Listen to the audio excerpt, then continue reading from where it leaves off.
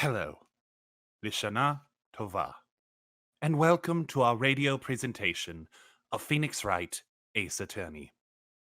This script was adapted using a combination of material from the 2012 live-action film and the North American release of the first Phoenix Wright game. Please note that this is a live performance, and the cast has had no rehearsals together, so there may be occasional stumbles in the dialogue. We're expecting to have a lot of fun, and hope you will too. And now, please enjoy Phoenix Wright, Ace Attorney.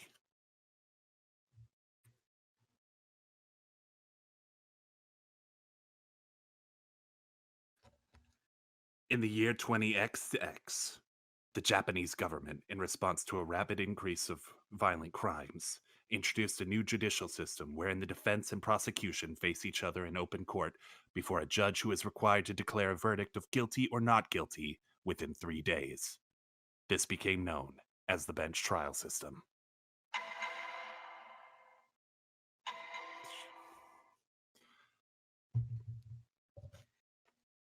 A woman sits in a candlelit room. Her eyes are glazed over, staring into nothingness. Suddenly, there is a vision of a gun falling through darkness. The gun fires. We see the woman once more, now getting a better view of both her and the room, the interior of a shrine. She sits on a small stage surrounded by candles and incense. A ghostly projection of a bullet appears and circles around her. Our attention is drawn to a green stone pendant hanging around her neck, just before seeing two young girls with similar pendants sitting nearby, watching calmly. They are not the only observers. Half a dozen men in suits are also sitting in the room, and a pair of police officers are showing a seventh man into the room as the woman on the stage lets out a groan and her eyes roll upwards. The ghostly image of a young boy appears along with a gun, which rotates in the air before firing away from the boy and into the back of another ghost. Suddenly, we see a procession of people walking through a hellish landscape. Our view focuses on one of the people in the line, a man in a trench coat. Back in the shrine, the woman on stage slowly turns her spectators. The person who... She falls forward, still staring at the spectators. Who... We see the man in the trench coat again, looking away from the procession of people. He doesn't appear to be talking to anyone. Who shot me? The person. Who killed me was... Yanni. Yanni Yogi. The woman on the stage collapses. A man with spiky black hair and a blue suit holds up an alarm clock. He stands in a small, frankly pathetic-looking courtroom. The judge sits at a simple desk. The lawyers have small tables, and a cleaning lady awkwardly makes her way through the few rows of benches comprising the gallery. This clock is 2 hours slow.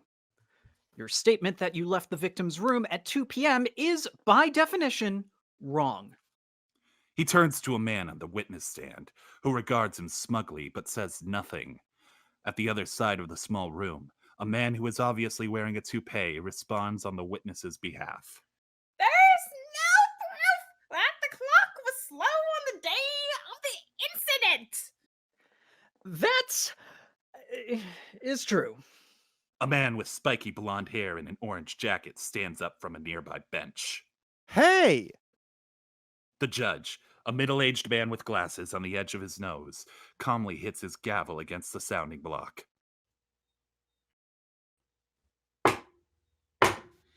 The defendant must take his seat. The defendant takes his seat.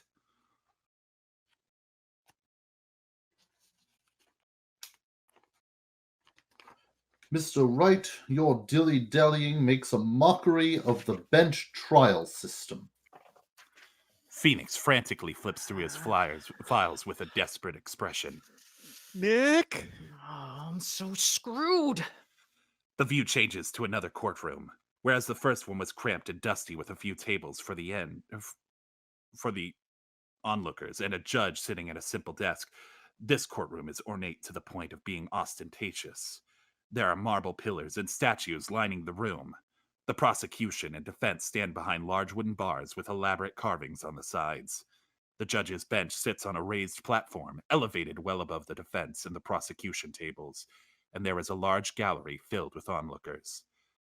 A young gentleman with silver hair stands behind one of the bars wearing a shirt with large buttons, a fancy maroon coat, and a frilled white cravat. He holds the head of a mascot costume in one hand and points at the person on the witness stand, a woman in elegant garb with a cigarette holder and heavy makeup. Objection. I know you put on the Steel Samurai's costume and headed towards Studio One. The screenwriter testified to it when I whispered to him that you planned to fire him.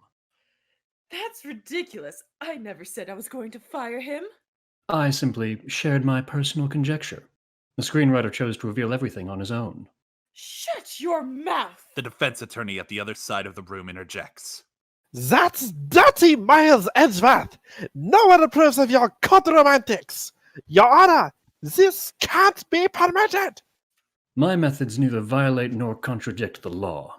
Edgeworth turns to the judge, an elderly man with a large white beard. Your Honor, a speedy verdict is the point of a bench trial. Speed should be our priority, right? As the judge nods in agreement, the gallery stands and applauds. As the judge picks up his gavel, the defense attorney runs toward the judge's bench. Please wait! Let's discuss this matter thoroughly. We have 3 days, right? Your Honor, the verdict. Back in the smaller courtroom, Phoenix looks hopeless. Objection! The toupee on the prosecutor stands up sideways on his head as a woman walks confidently past the gallery and toward the defense stand. She wears a smart suit and scarf, as well as a green pendant around her neck.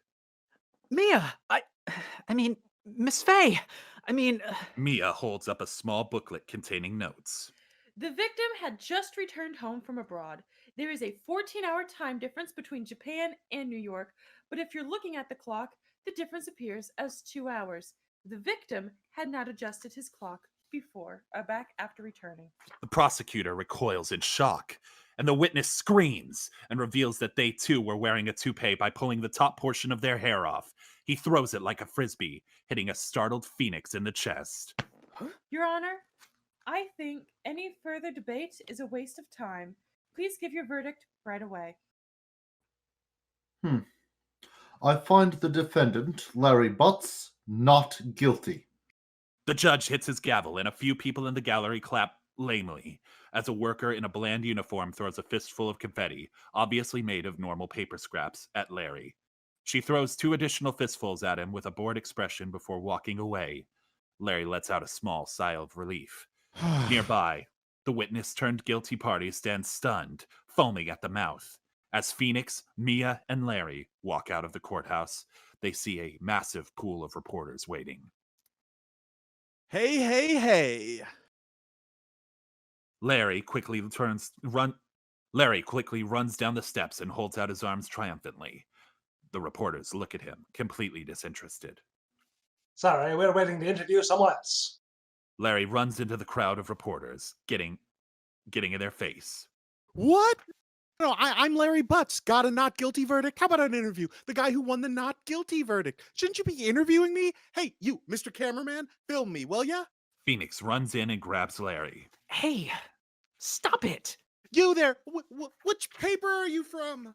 Larry, this is a courthouse. Quiet down. Ah, stop gawking. Harry, It's Larry. right? Are you ignoring me? Ah, Congratulations on your verdict. everything is thanks to you, Mia. I'll never forget it. Hey, but I was your attorney. Yeah, but if Mia hadn't come, you would have lost. True. Right. Wait, one sec, Mia. Larry opens his backpack and pulls out a small replica of the classic statue, the Thinker, and holds it out to Mia.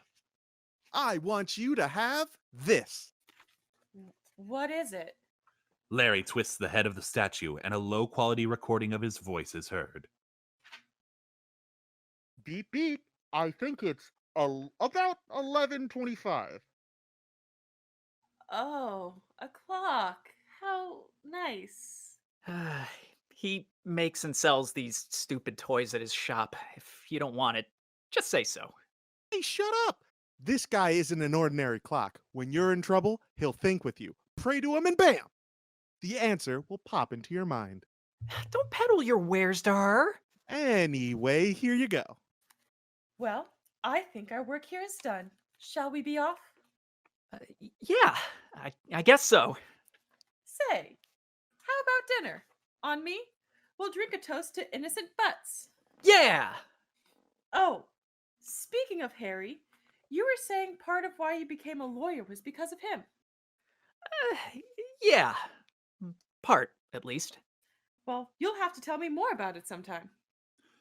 Elsewhere, Miles Edgeworth stands in a spacious office in front of a stately desk.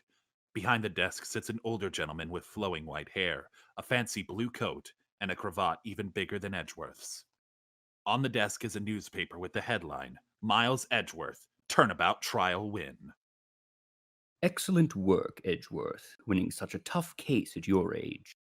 I heard you won yet another case as well, sir, and you were victorious with extremely limited evidence. I hope to be like you one day, Mr. Von Karma. Like me, Undefeated throughout your 40 years as prosecutor, always victorious? that is just a result, not my objective. It's time you heard this, Edgeworth. Your reputation in the public eye is less than perfect. Of course, winning a case is important, but that does not mean you can do whatever you want. Yes, sir. Edgeworth bows and exits. As the door closes behind him, Von Karma massages his shoulder. Meanwhile, Mia sits in her office, flipping through documents. She slams the case file shut and lets out a heavy sigh before glancing at a bag on her desk. With a look of frustration, she grabs it, pulls out the thinker statue, places it in front of her on the desk. Please, give me an idea. A few moments of awkward silence pass. Yeah, Very awkward silence. yeah. As if.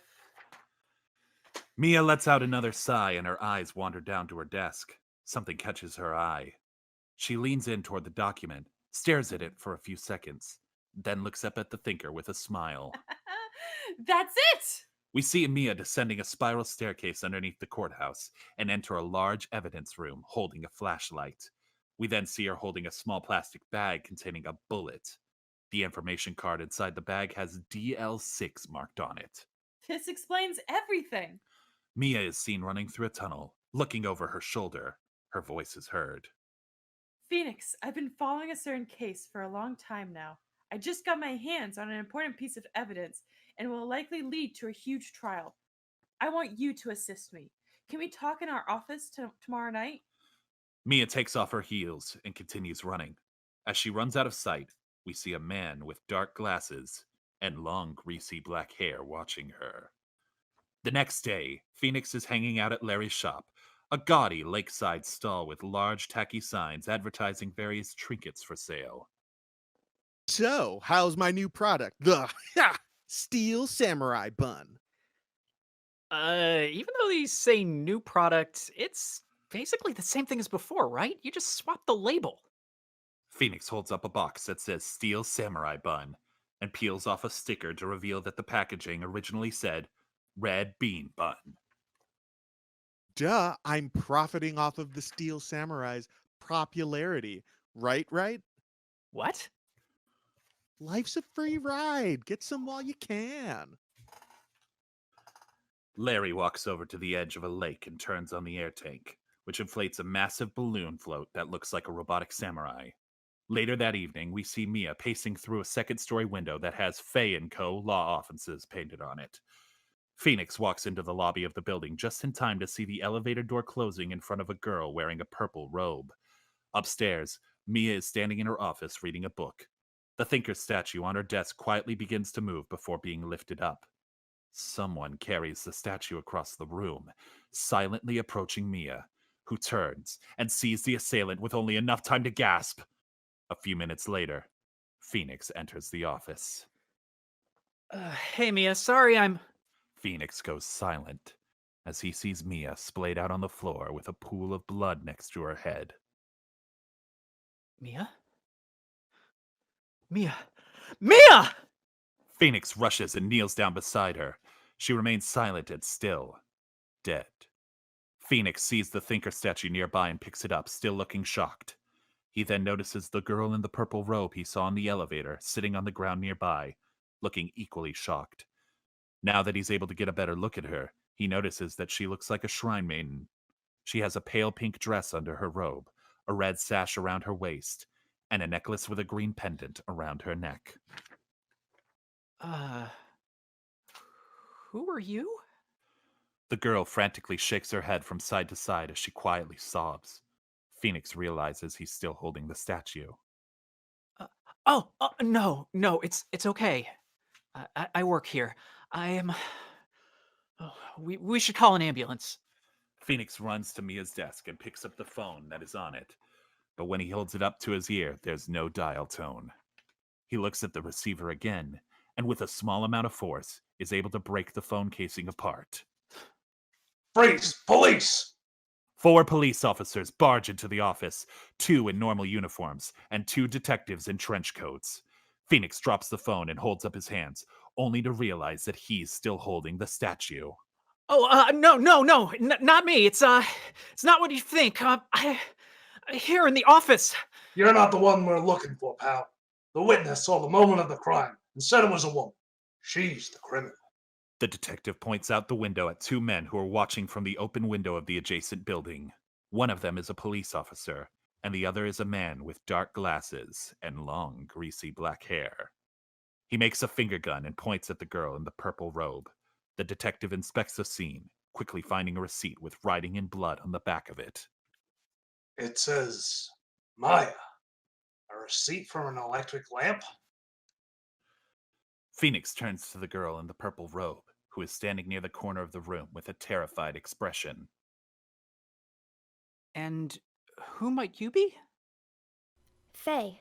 Maya Faye. Maya? Faye? Then you're Mia's... Well, Maya Faye, I'm Detective Dick Gumshoe, and you're under arrest. The detective strides across the room, handcuffs in hand, and arrests her. The next day, Phoenix meets with Maya in the prison visitation room, a dreary cell with glass separating the two.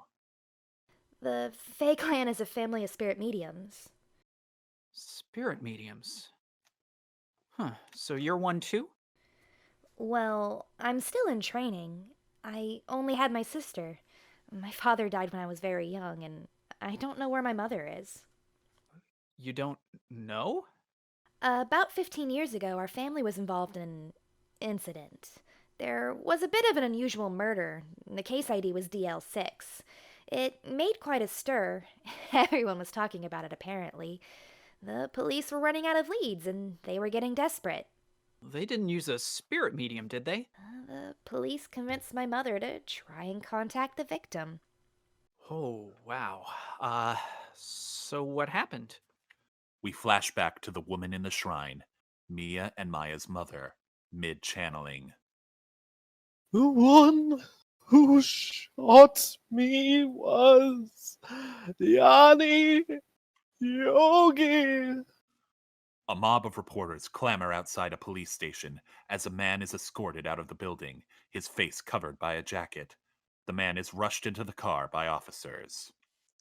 The suspect, Yanni Yogi, has left the building. 1 week after the incident, he has finally been arrested. The police's consultation with the medium had all been carried out in secret, of course, but a man found out about it and leaked it to the press.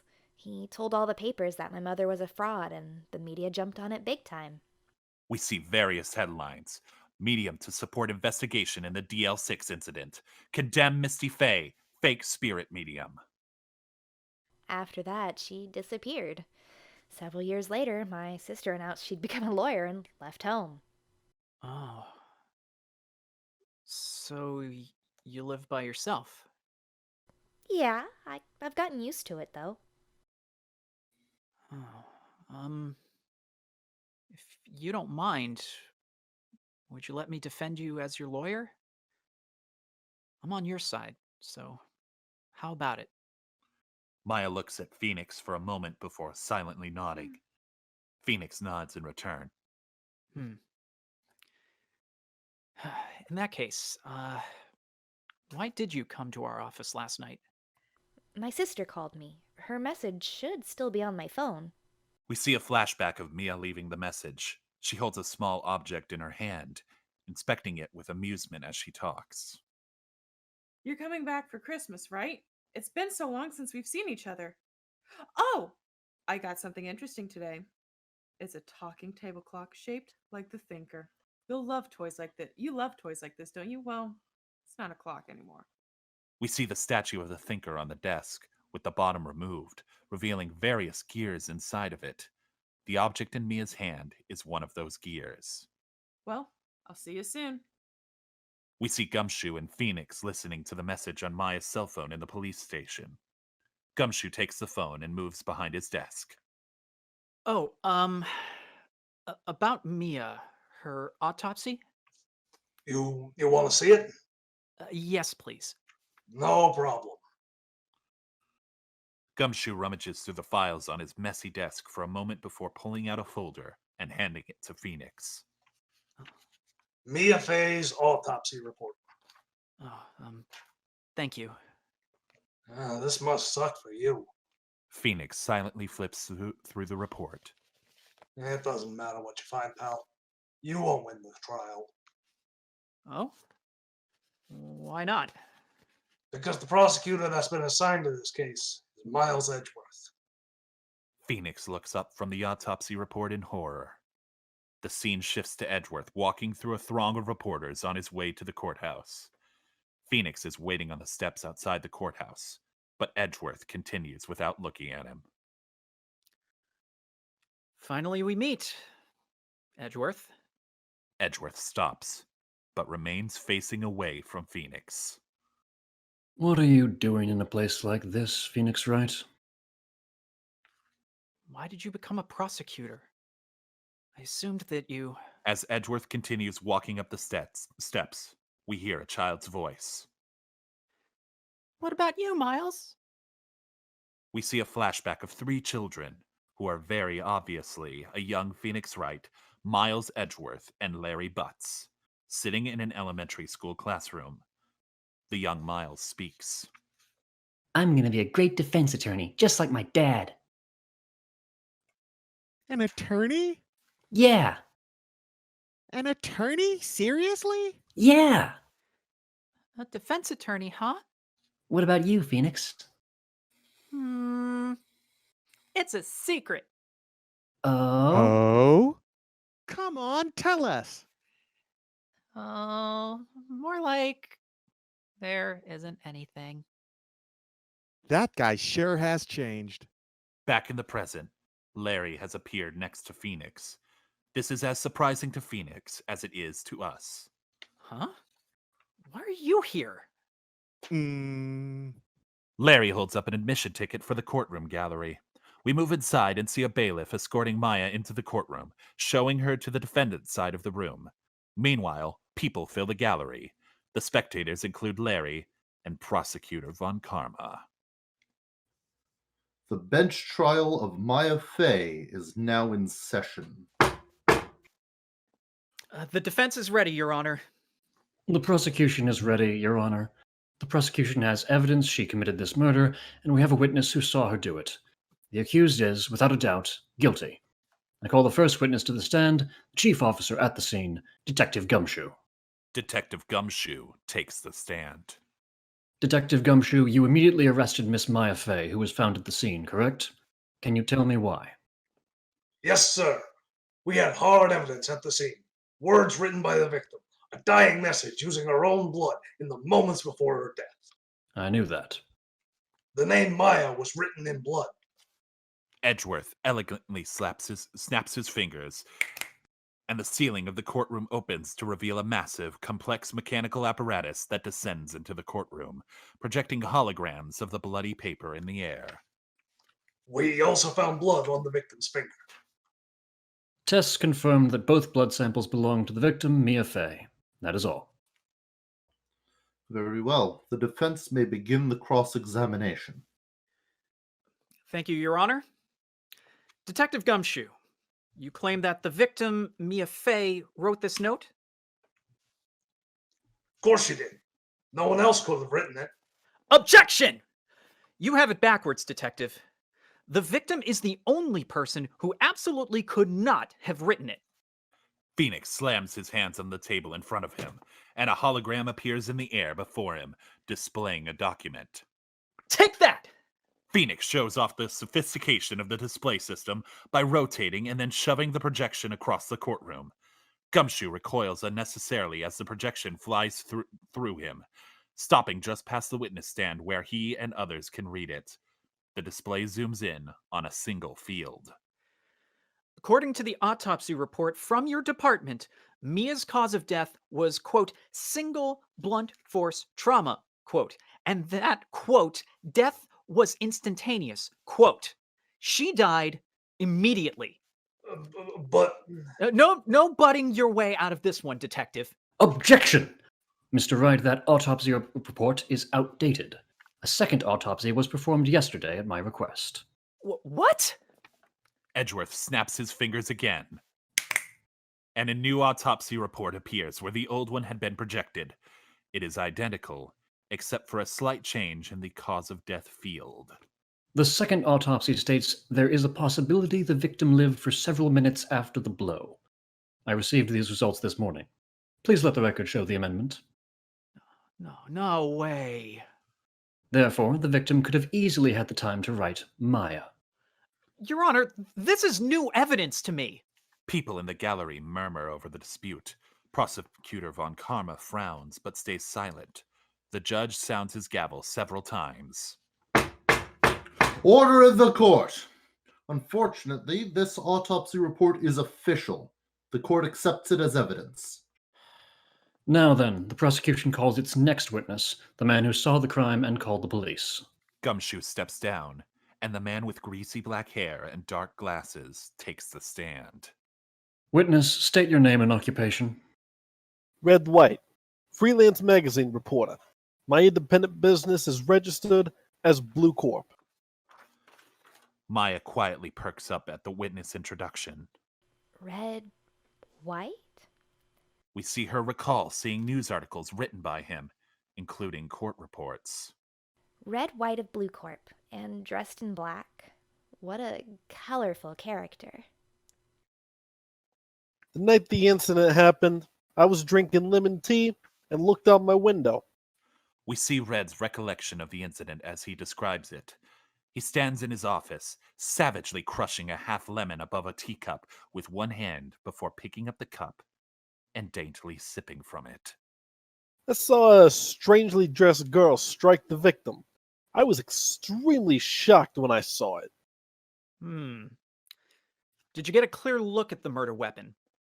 Yeah, the Thinker is its name, I believe. It was that statue, without a doubt. A hologram of the object in question is displayed in front of Red. Yeah, that's right. It was this clock. That's enough. Your Honor, any further debate is a waste of time. Objection! Is something wrong, Mr. Wright?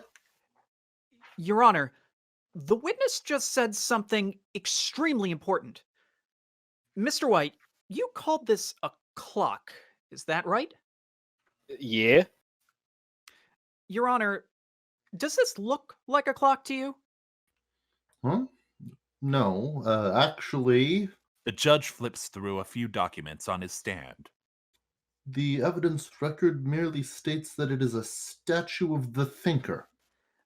That's right. At first glance, it's just a statue. Only after twisting its head would one discover that it's a clock. It's a rather unusual system. How then, Mr. White, did you know it was a clock? Well, yeah, because I heard the clock talking. His hotel and the crime scene are very close. Close enough for him to have heard it at some point. Maya thinks to herself.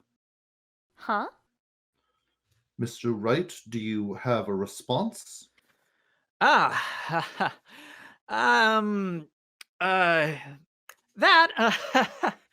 Is the defense satisfied with the explanation? No. Hold it. Hold on a moment. Phoenix visibly struggles. Meanwhile, Larry is making a pained face from the gallery. I'm afraid that's as far as you go, Mr. Wright. Actually, didn't she? Maya stands up and speaks quietly to Phoenix. My sister, she has said it isn't a clock anymore. We flash back to the phone call. It's a talking table clock shaped like the Thinker. You love toys like this, don't you? Well, it's not a clock anymore. That concludes the cross-examination. Hold it! I'm sorry, but the defense requests immediate examination of the clock. The statue is brought to the judge, who puts on gloves before examining the statue and twisting its head. It makes no sound. When the judge tries a second time, the head pops off of the rest of the statue, connecting only by a string. What? Your Honor, at the time of the incident, the clock was just a statue. How about that, witness? Do you still claim to have heard the clock? Please, answer for the court. I've seen the clock sold in stores. Oh, where did you see it? Incidentally, this user-unfriendly clock is only sold in one place. Now, your answer, please. Witness, didn't you forget where you saw the clock? Oh, of course. I forgot. That's it. I forgot. I've forgotten. The gallery rumbles with displeasure at the proceedings. Larry rumbles louder than others. Rumble. You lying bastard! I'm certain I saw it for sale somewhere. The crowd continues rumbling. Von Karma makes a sour expression, but remains silent. The judge bangs his gavel. Order in the court! Although it's somewhat suspicious, if the witness has forgotten, there's nothing that can be done. Is there anything further from the defense? Yes. Well, to begin with, why were you looking out of your window in the first place? I heard the sound of breaking glass outside. Glass? Yeah, there was a floor lamp made of glass that fell over. Was there such a glass lamp in our office? The crime scene was littered with shards of glass. Edgeworth stylishly snaps with both hands, and a projection of the crime scene is displayed. There is indeed a floor lamp on the ground, with shards of glass around it. Objection! If you heard the breaking glass from far away, how did you know it was a lamp? By the time you saw it, it was already broken. Yeah, don't sweat the details. In any case, I saw the lamp before it fell. That can't be true. Let's take a look at the view of the law office from your hotel room. Phoenix slams the table, and a diagram showing the crime scene, as well as a highlighted field of vision from Red's hotel, is displayed. When viewing the office from your hotel room, only this area is visible. So, Red, where was the lamp? Looking at the location and dispersion of the broken glass, we can clearly tell that its original location was here. A red dot appears on the floor diagram, well out of the potential field of vision. If you were in your hotel, as you claim, you could not have seen the lamp before it fell. So, how is it your hotel view from your hotel view, you couldn't have seen the lamp? Maybe you weren't at the hotel, but at the crime scene? People in the gallery begin to murmur. Murmur. Suddenly, Red pulls out a megaphone and yells into it. Pain in the ass! You're all too noisy! Everyone in the gallery leans back in surprise, with a surprising level of coordination. If I said I was in my hotel room, I was in my hotel room, drinking lemon tea. Damn it. Witness, I think the time has come. How about you just admit to your crime? Red looks to Edgeworth in confusion. It is my great displeasure to inform you that the witness was wiretapping the victim's office. The phone casing fell apart, right? Edgeworth snaps, and an evidence file showing the office phone appears. A microchip is seen after zooming in on the image. This wiretapping device was discovered inside the phone at the crime scene. He must have seen the lamp when he broke into the office to install this device. That is probably also when he heard the clock talking. Red looks completely stunned. I see. Witness, do you admit to placing the wiretap? Admit it, witness. All right. 1 week prior to the incident, I broke into the office. The witness is guilty of illegal entry and wiretapping. However, that has no bearing on this case. I understand. Then we shall end the cross-examination. Everyone turns to a dumbstruck Phoenix. I'm sorry. Time out. Please, just wait a minute. Maya clutches the green pendant on her necklace as Phoenix desperately looks through his documents. No, not that. Some of his documents fall to the floor. He scrambles about as he inspects them, but eventually hangs his head. Phoenix, Phoenix perks up and looks over the desk. don't give up. Phoenix looks over to Maya, who is gently glowing with light, and notices her features are slightly altered. The differences are subtle, but Phoenix realizes that Maya is channeling her sister. You've already won. Mr. Wright, are you all right? No, that there. What is it? The glow emanating from the defendant is subtle enough, and Maya and Mia's facial features are similar enough that nobody except Phoenix has noticed the shift. You've already won.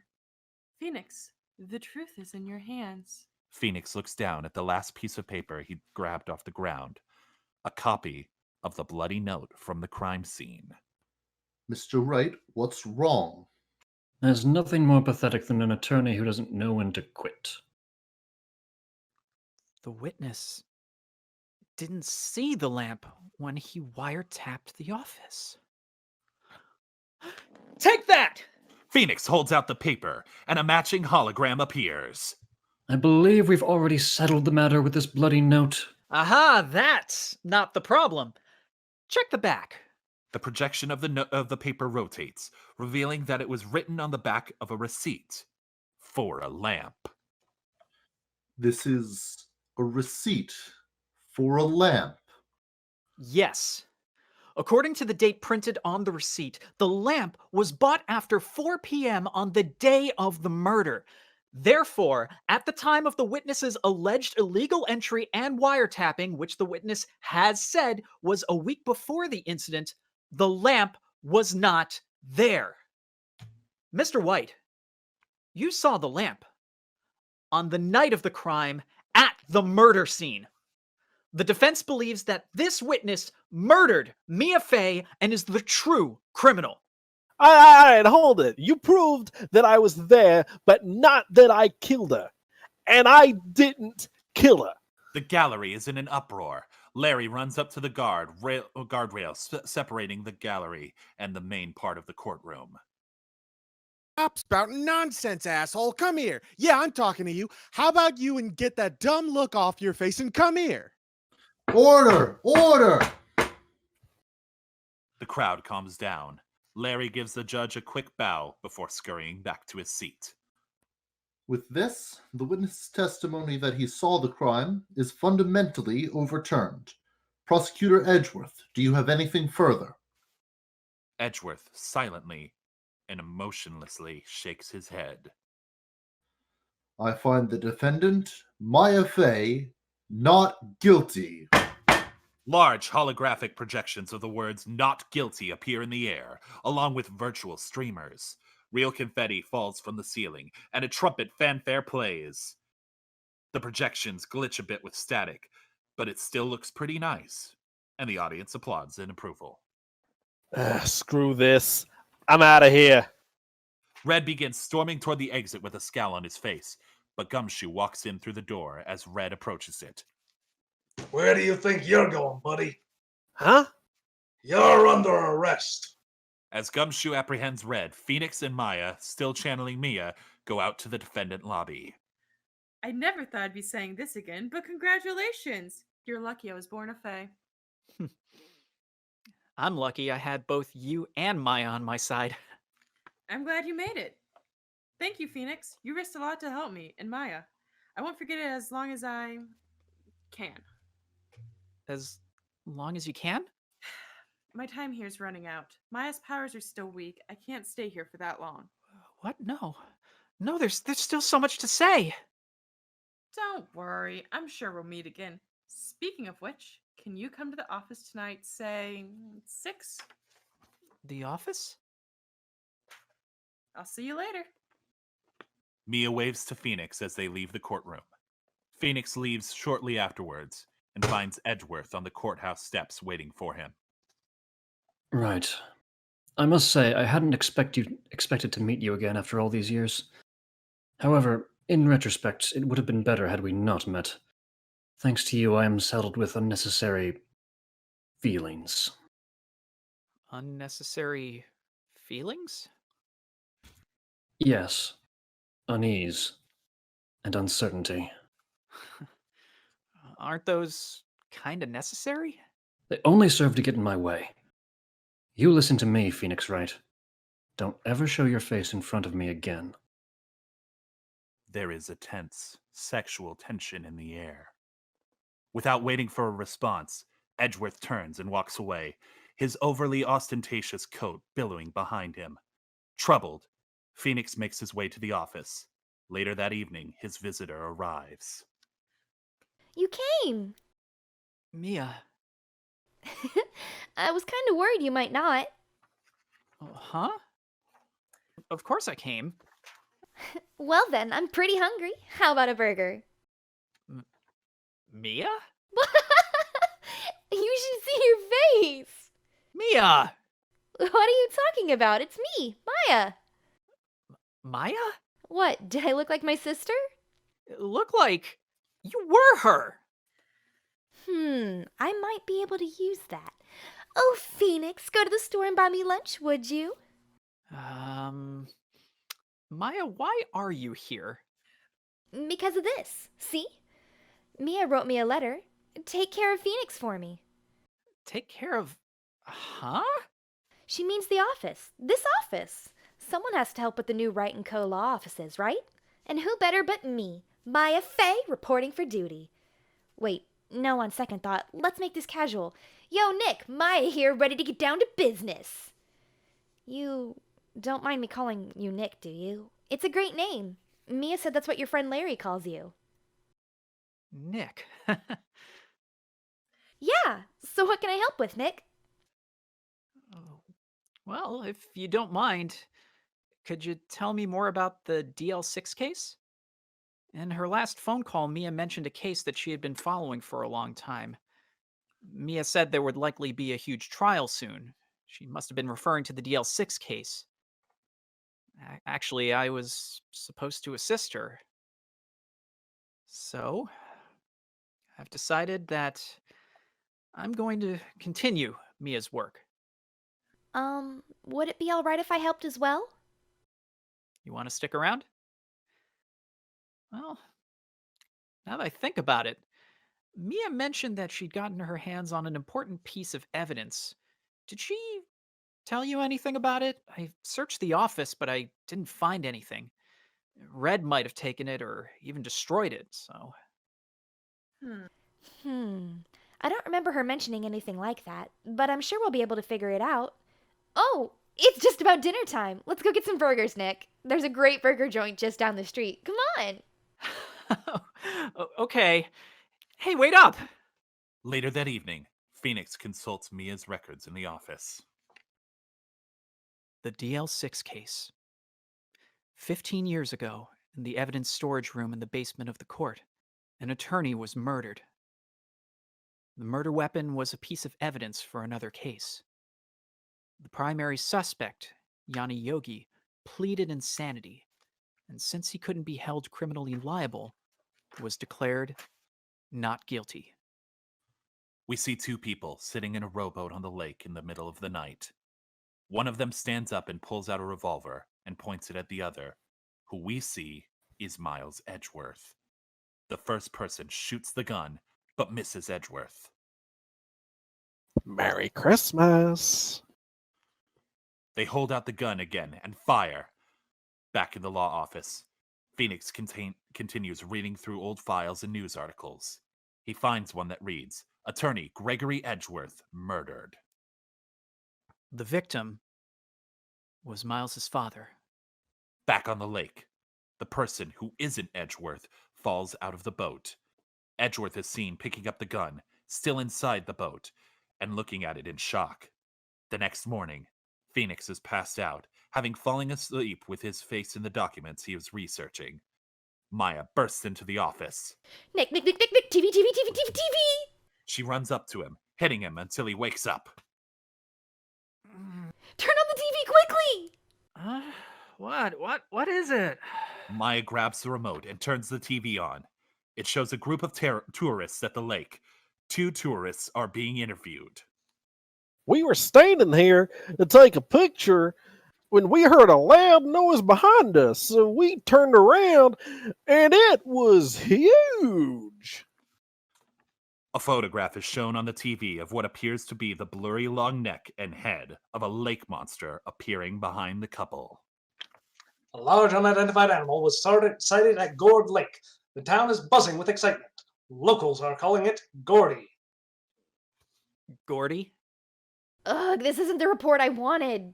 Maya changes the channel to another news report, also occurring at Gourd Lake. Here at Gourd Lake, a shocking murder has occurred. The arrested suspect is Miles Edgeworth, age 25. The prodigal prosecutor is under arrest. Late last night, the police received an anonymous report about 2 gunshots. When police arrived at the scene, they found Edgeworth carrying a handgun. Wait, what's going on? Edgeworth would never do something like... Following the witness's testimony, the lake was searched and the body of a man with bullet wounds was found. The victim's identity is currently being determined by the police.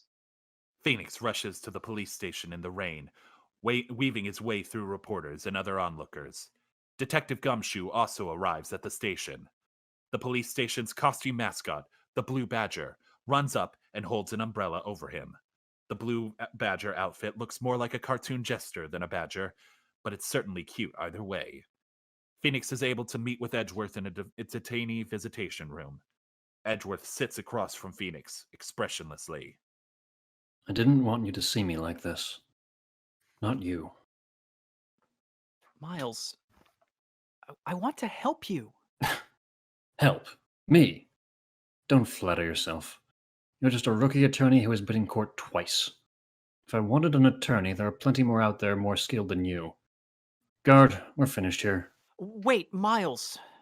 This time Miles walks out of the visitation room, and with nobody left to talk to, Phoenix leaves as well.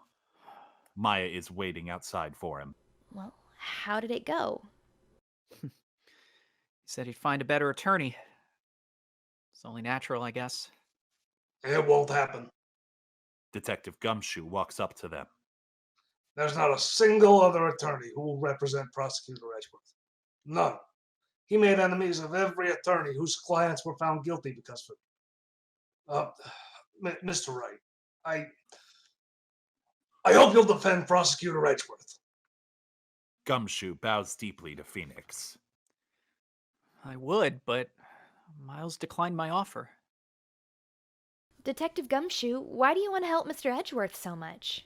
Prosecutor Edgeworth gets his convictions at all costs because he believes in our police investigations more than anyone else. So I want to return the favor by believing in him. He's a trustworthy person. Phoenix and Maya make their way to Gourd Lake, which is bustling with tourists, many of whom have cameras. What's going on? There's usually nobody here. That's probably because of the sightings of that Gordy monster. Good grief.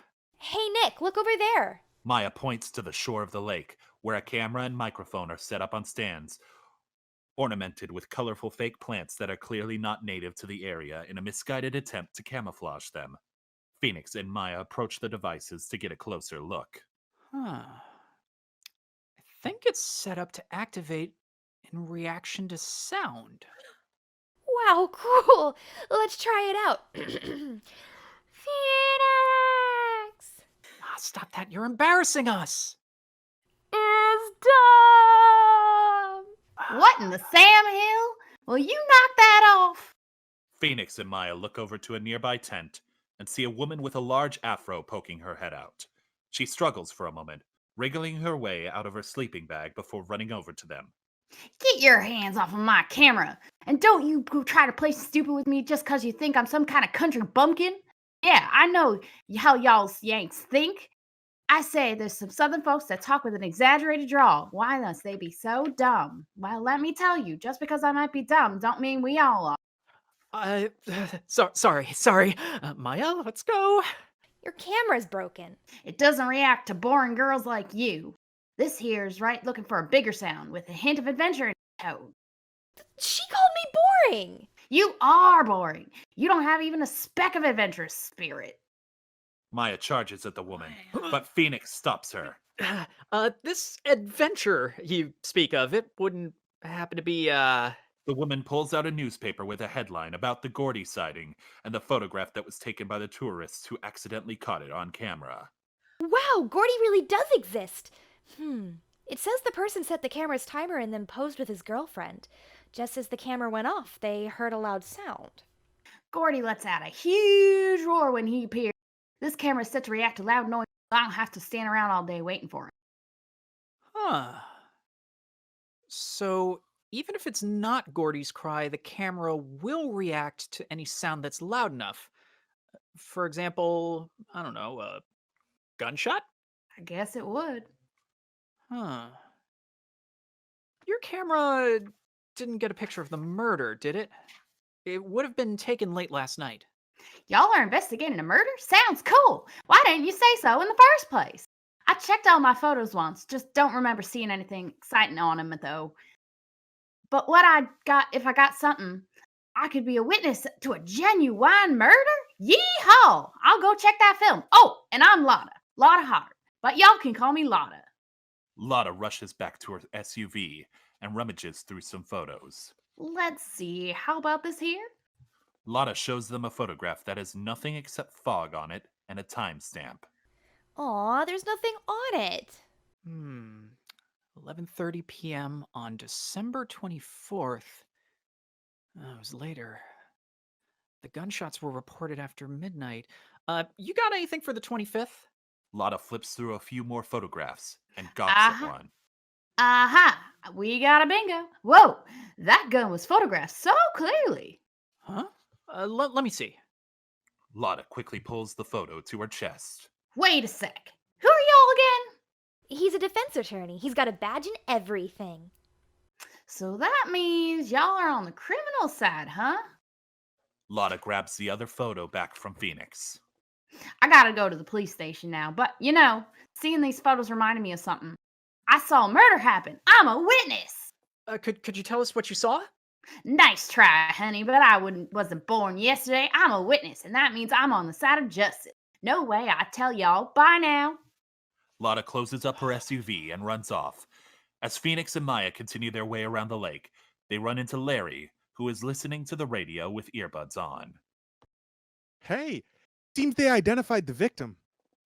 Phoenix runs up to Larry and pulls the headphones out of the radio. Hey, careful. The victim is Robert Hammond, age 58. Hammond? It's not over yet. This case and Mia's, they're connected. But my sister's killer was already arrested by the police. That's not it. Somehow there's something even bigger that we're missing. Phoenix and Maya rush back to the police station and speak with Edgeworth again. Robert Hammond was Yanni Yogi's attorney in the DL6 case. You investigated that case? Yeah. Stay out of it. This has nothing to do with you. Yes, it does. My mentor Mia had been investigating the case for years. Mia and Maya are the daughters of the spirit medium that was involved in the DL6 case. Edgeworth perks up for the first time. Is that so? Yeah, and besides, Miles, the person murdered in that incident was your father. I have to investigate this. I sincerely feel sorry about Mia Fey, but leave this case and me alone. Sorry, but I can't do that. I still owe you one. Back at Gourd Lake, Maya is hanging out at Larry's shop. Back when we were elementary school kids, Phoenix got himself caught up in a class trial. We flash back to Phoenix, Larry, and Miles in grade school. Phoenix, still with the same spiky hair he has today, is sitting at the front of the classroom. The blackboard behind him reads, $38 lunch money, robbery case. The teacher stands by as a facilitator and judge. One of the other students speaks up. You're the only one who sat out during gym today. That was when the money disappeared. You're the thief. I didn't do it. Liar. Give me the money back. Other students start chiming in, calling Phoenix a thief. The teacher steps in and calms down the class.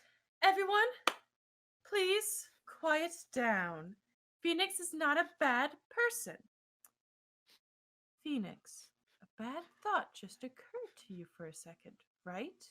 Just apologize and they'll forgive you. Objection! Miles stands up at his desk. You didn't steal it, right? Right? Then don't apologize. The only thing that matters in a trial is evidence. Teacher, there's no evidence that he did it, so he should be declared not guilty. That's right. Didn't he just say he didn't do it? You believed in me back then. And you helped me. That classroom trial is why I became a defense attorney. Right. Right. I still lack experience, I'm out of my league, but I'll fight with everything I've got, so please, let me defend you. $38 of lunch money? That's why Nick became a defense attorney? Life's a funny thing, huh? You never know what'll happen. Edgeworth, too. I wonder why he became a prosecutor. Back in the visitation room, Edgeworth frowns at Phoenix. Do as you please. It's not like anyone else is going to take my case anyway. I need you to tell me what happened last night. Everything. No matter what. I'll believe you until the end. Robert Hammond sent me a letter asking for a meeting. He said he had information on the DL6 case and told me to come at midnight to the Gourd Lake boathouse. What on earth happened? I have absolutely no idea. We will now take a 10-minute intermission. Welcome back to our radio drama presentation of Phoenix Wright, Ace Attorney. The next day, Prosecutor Von Karma approaches the courthouse, being escorted through an even larger crowd of reporters that were present for Edgeworth during Maya's trial. Phoenix and Maya.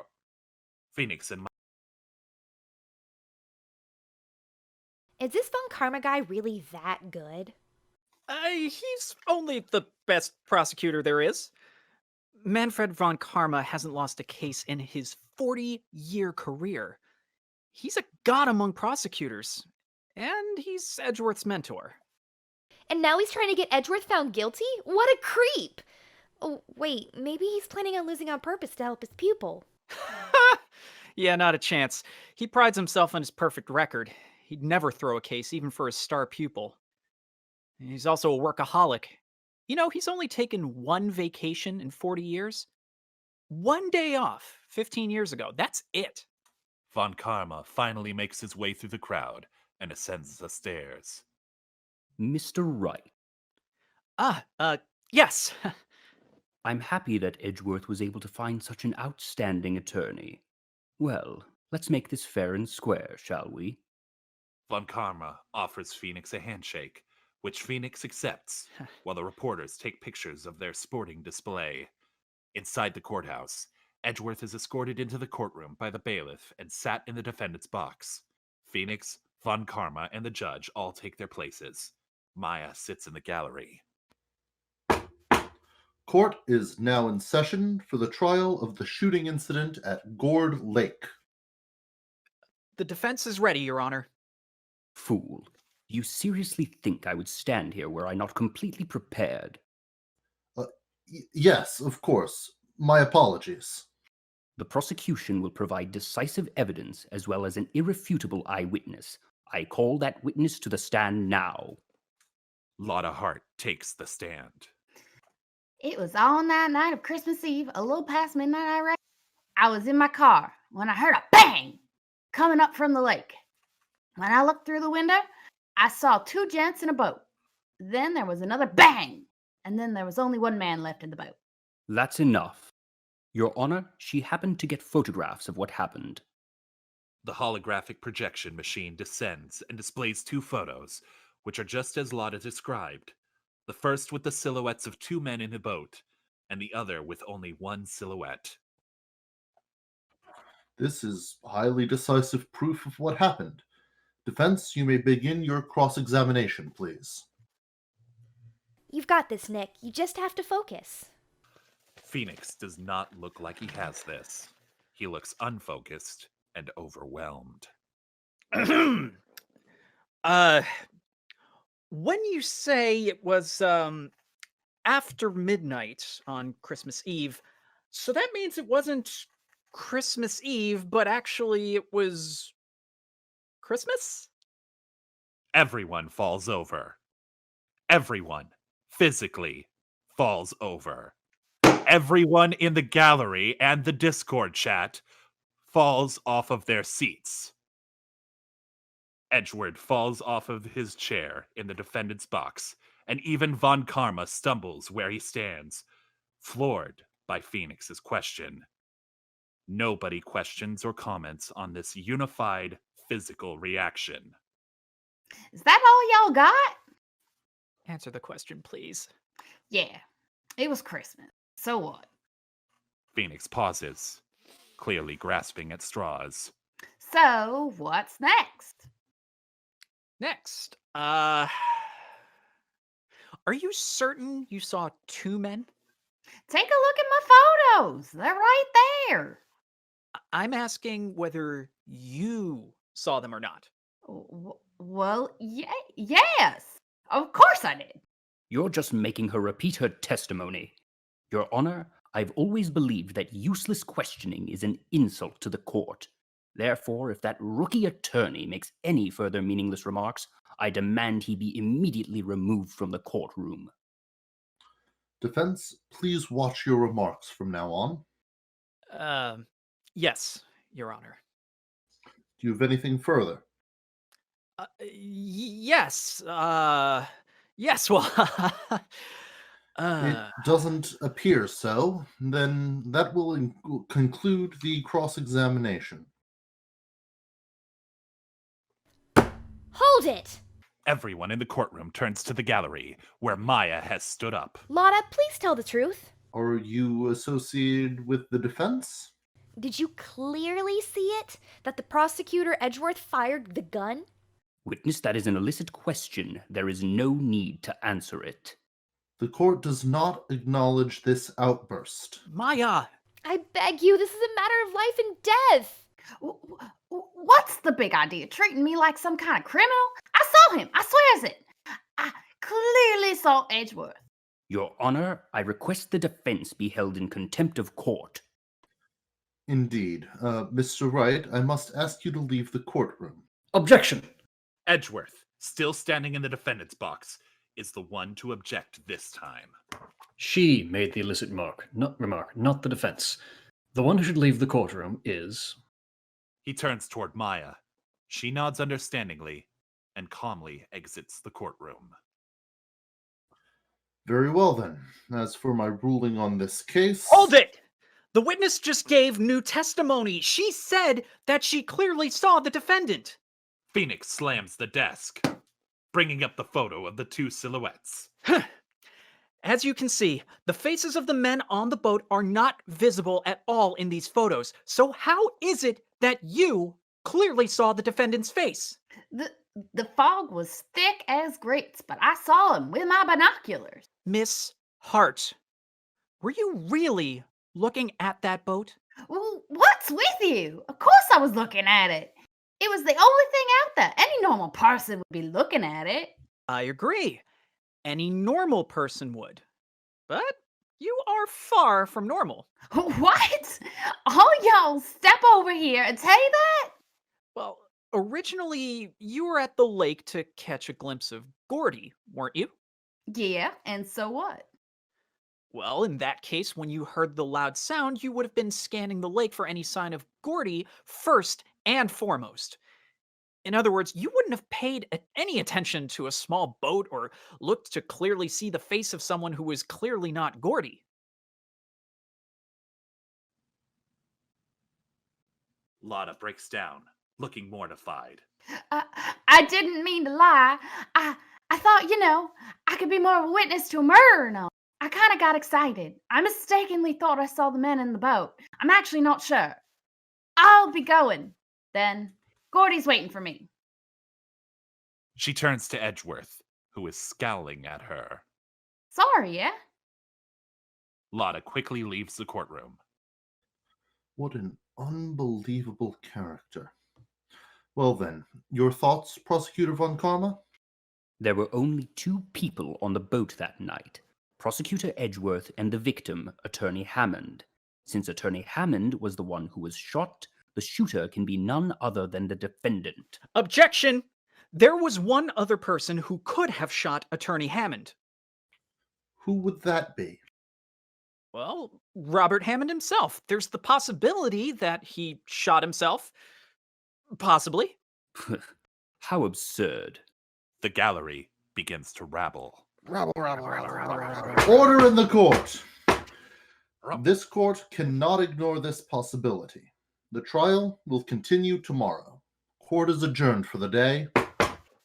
Out the hallway, Phoenix dashes up to Maya. Oh, thank you. Thanks to you, we delayed the verdict. It's the least I could do. Yeah, just behave yourself in the courtroom tomorrow, okay? Misbehaving's so much more fun. It's not going to be so much fun if you get arrested next time and have to pay bail. Okay, I'll behave tomorrow. But for now, let's keep investigating. Yeah. Phoenix and Maya return to Gourd Lake and search the area for clues. As they walk one of the paths, they spot the boathouse, a dilapidated old shack surrounded by overgrown weeds and broken boats. Nick, let's go. This place is creepy. Despite Maya's protest, Phoenix goes up to the dirty windows of the shack and peers inside. He sees a filthy interior, a single worn-out hammock, trash on the ground, and white feathers strewn about. Unable to get in, they head back to Larry's shop. The giant inflatable steel samurai is still there, but with duct tape patched on his face. Nick, it's the Steel Samurai! Larry, didn't you throw that thing away? Steel Samurai chop, yeah! Ah! Larry No. karate chops Phoenix in the arm. No way. Whenever I have this guy up, the little kids come to the shop and buy tons of stuff. They totally go crazy, just like her. Larry points to Maya, who is completely entranced by the giant balloon, but breaks out of a stupor when she notices the patch job. Huh? The Steel Samurai's injured. Oh, that? Yeah, it was tough fixing him. It happened a few days ago when I was adding air to him. We flash back to Larry, twisting the valve on the balloon's helium tank with a wrench. The balloon rumbles as it hits its intended capacity. Larry pulls on the wrench to close the valve, but the wrench snaps in two. Huh? The balloon starts floating away, dragging the helium tank with it. No, no, no, no. We see the Steel Samurai floating a few feet above the surface of the lake and hear beeping that slowly increases in frequency. The balloon slowly floats behind the tourists posing in front of their camera. The beeping gets faster, and the balloon pops with a thunderous crash, falling into the lake behind the tourists. The red material of the staff falling into the water just as the shutter goes off. Unbeknownst to the tourists and the hundreds of people now visiting Gourd Lake, the mysterious creature they were all seeking is nothing more than a giant inflatable mascot that flew away from its shop, floated behind unsuspecting tourists, and popped at the right time to be mistaken for a massive lake creature. A simple explanation that surely anyone could have thought of. Surely. Anyway, back in the present at Larry's shop, Maya looks shocked, and Phoenix looks mildly annoyed. No way. Gordy's true identity is. A deflated steel samurai. Yep. But since he took my air tank with him, I was able to find him with my metal detector. Larry holds up a shoddy, homemade metal detector made with a wooden staff, large, rusted tubes that presumably contain wires, and a big red light on top of the detector plate, all held together by strained metal tape. Yellow tape. Phoenix and Maya leave Larry gawking at his own handiwork and sit down at a nearby picnic table that has a newspaper on it. Phoenix notices an article in the paper. Hey, Maya, look at this. The article headline says, Red White. Who is he wiretapping for? Red's just a puppet. There is someone else using him from the shadows. Meanwhile, Red is being interrogated by the Gumshoe. Red is concealing his own face. Fess up or else. Red reveals that he's duct taped his own mouth shut. Fine, have it your way. The next day, the trial resumes. Order in the court. Prosecutor Von Karmer, where is the person who reported the incident? I was told that they went missing yesterday. That is correct, Your Honor. We couldn't find her. However, we have found a new witness, the caretaker of the Gourd Lake boathouse. A ragged-looking man enters the courtroom, wearing a plain, disheveled coat and knitted hat, his long, unkempt gray hair obscuring most of his face. He slowly and silently shuffles his way to the witness stand. Witness, state your name and occupation. At the lake, I rent out boats, and sometimes if I feel like it, I ride in them. Witness, please state your name as well. Well, it's I'm not really sure what it is. What do you mean? Your Honor, the witness does not remember anything beyond the last several years, including his name. Objection. This man is in no condition to testify. He's not admissible as a witness. The incident was 3 days ago. His lack of memory is of events beyond several years ago. Therefore, he can testify. Very well, then. The defense's objection is overruled. It was just past midnight on the 25th. Right after I called the police, the boat came back to shore, and a man walked by my window. That fluttery guy, right here. Huh. The fog was thick that night, so are you certain that the person you saw was the defendant? Yes, it was that fluttery guy, and while his cravat was fluttering, he said, "I never thought I would shoot someone." Objection! I said no such thing. Moreover, my cravat doesn't flutter that much. Everyone in the gallery falls over again. Phoenix loses his balance. The boathouse caretaker seems miraculously unfazed, or just oblivious to the world around him. Order! The accused will refrain from interrupting the testimony. Your Honor, this testimony is far too suspicious. Suspicious? Well, that's grand. You think the testimony is suspicious. Very well, then. Based on what? Basis? And the evidence supporting your claim regarding the suspiciousness of the testimony? Evidence? Oh, big sis, please come help Nick out. It seems there is nothing, is there? No. Hold on. This concludes the cross-examination.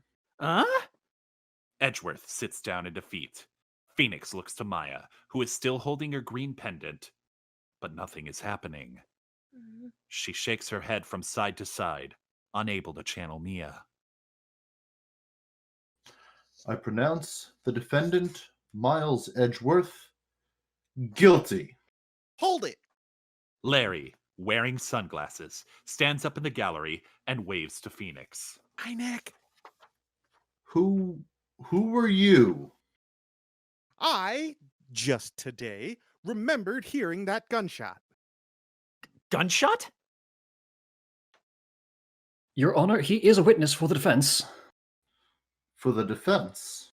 What is the meaning of this? The verdict has been decided. I call for the court to be adjourned. Nick, this is it! Larry's giving us one last chance. Yeah. Your Honor, if there is another witness, it is our duty to hear his testimony. That is not necessary. The verdict cannot be overturned. A verdict without listening to all testimony is unacceptable, Your Honor.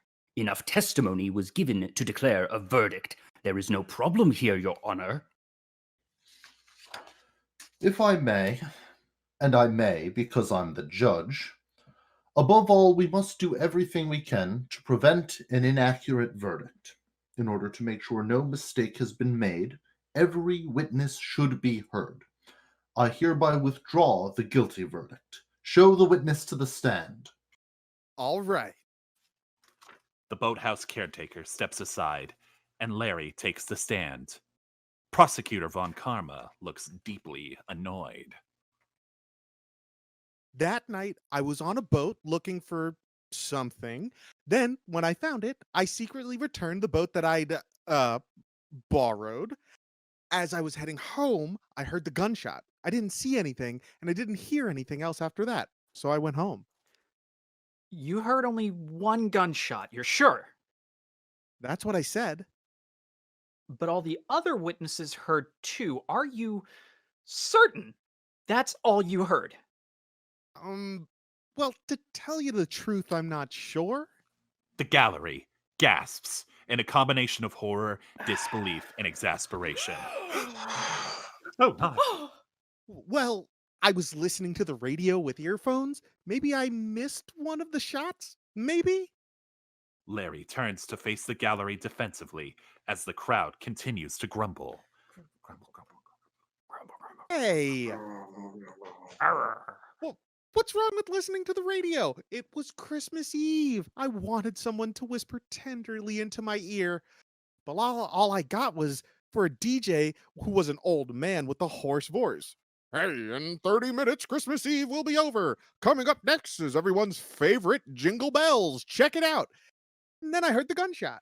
Larry, are you absolutely certain of what you just said?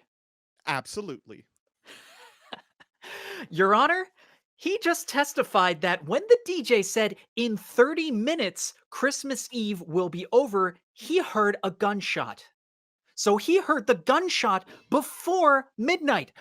Up until now, all of the witnesses heard gunshots after midnight. This is a clear contradiction.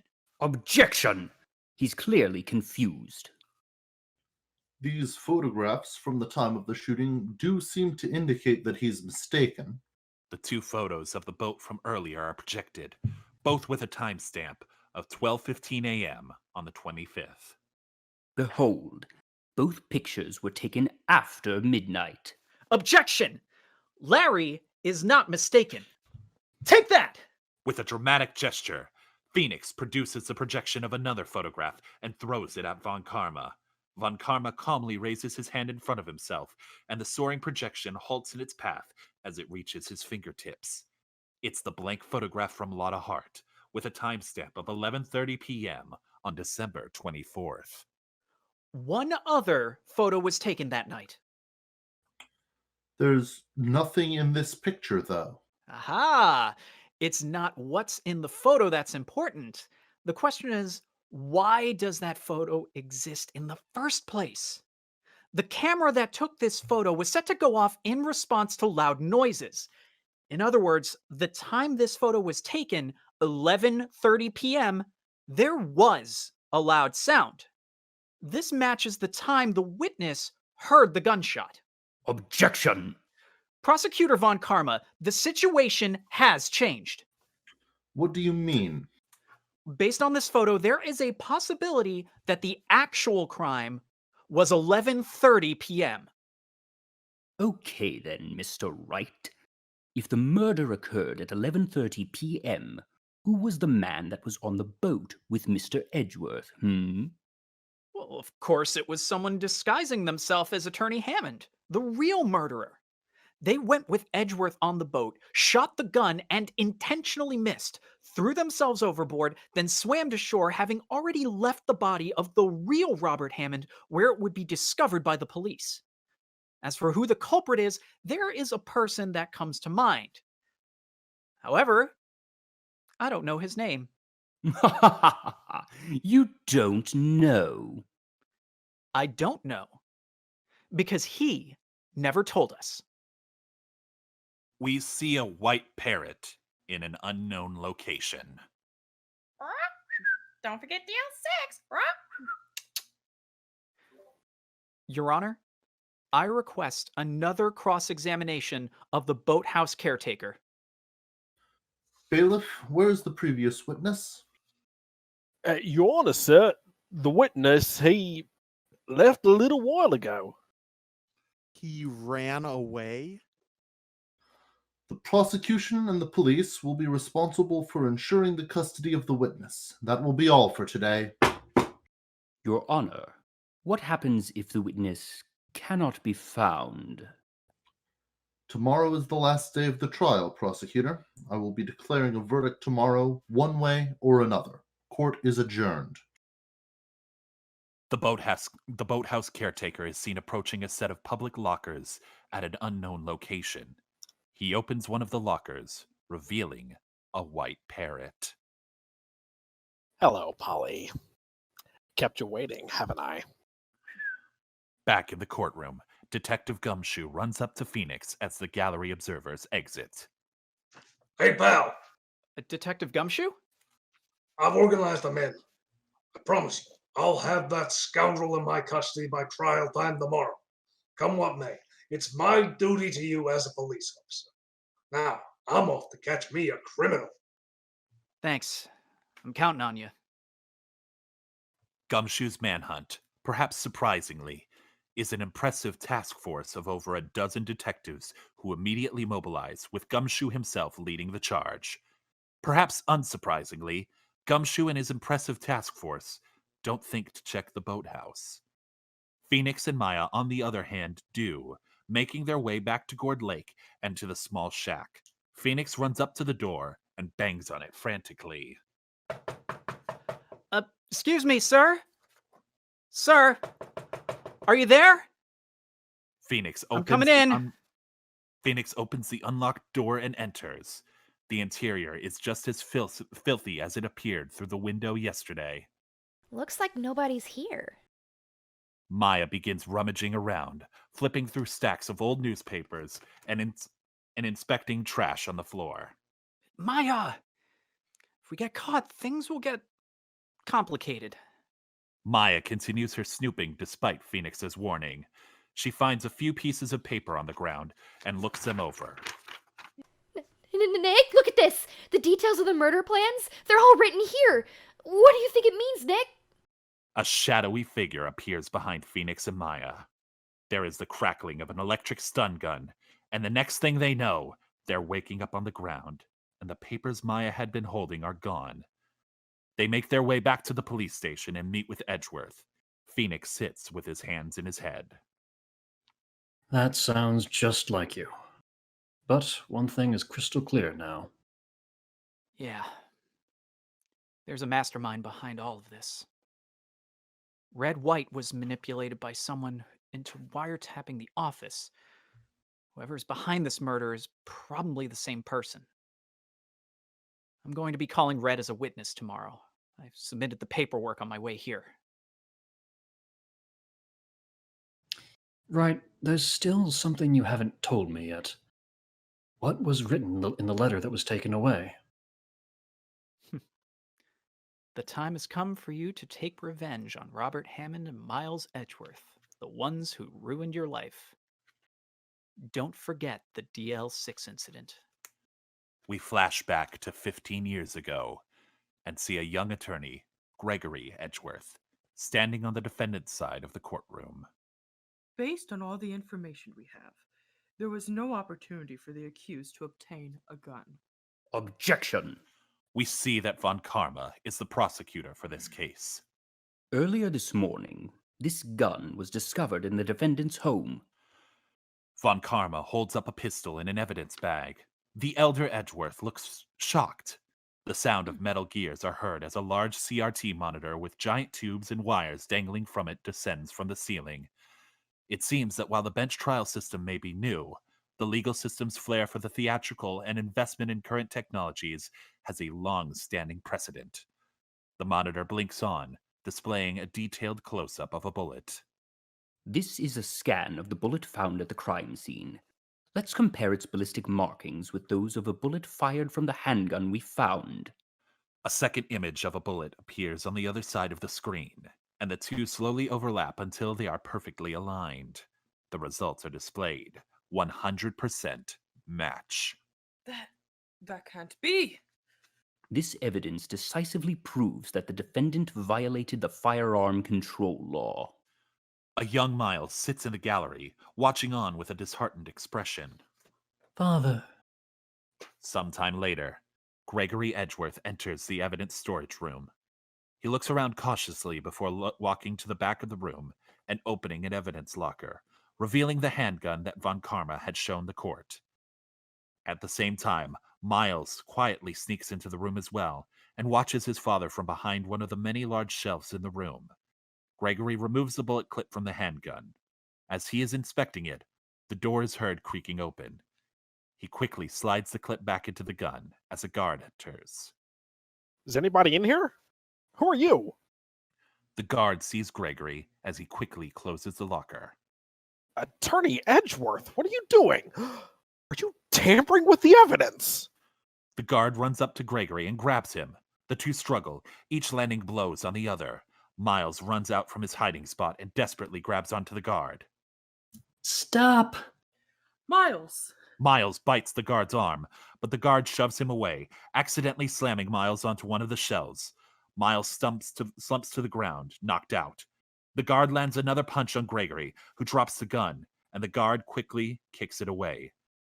The gun slides across the floor, stopping as it hits Miles' outstretched arm.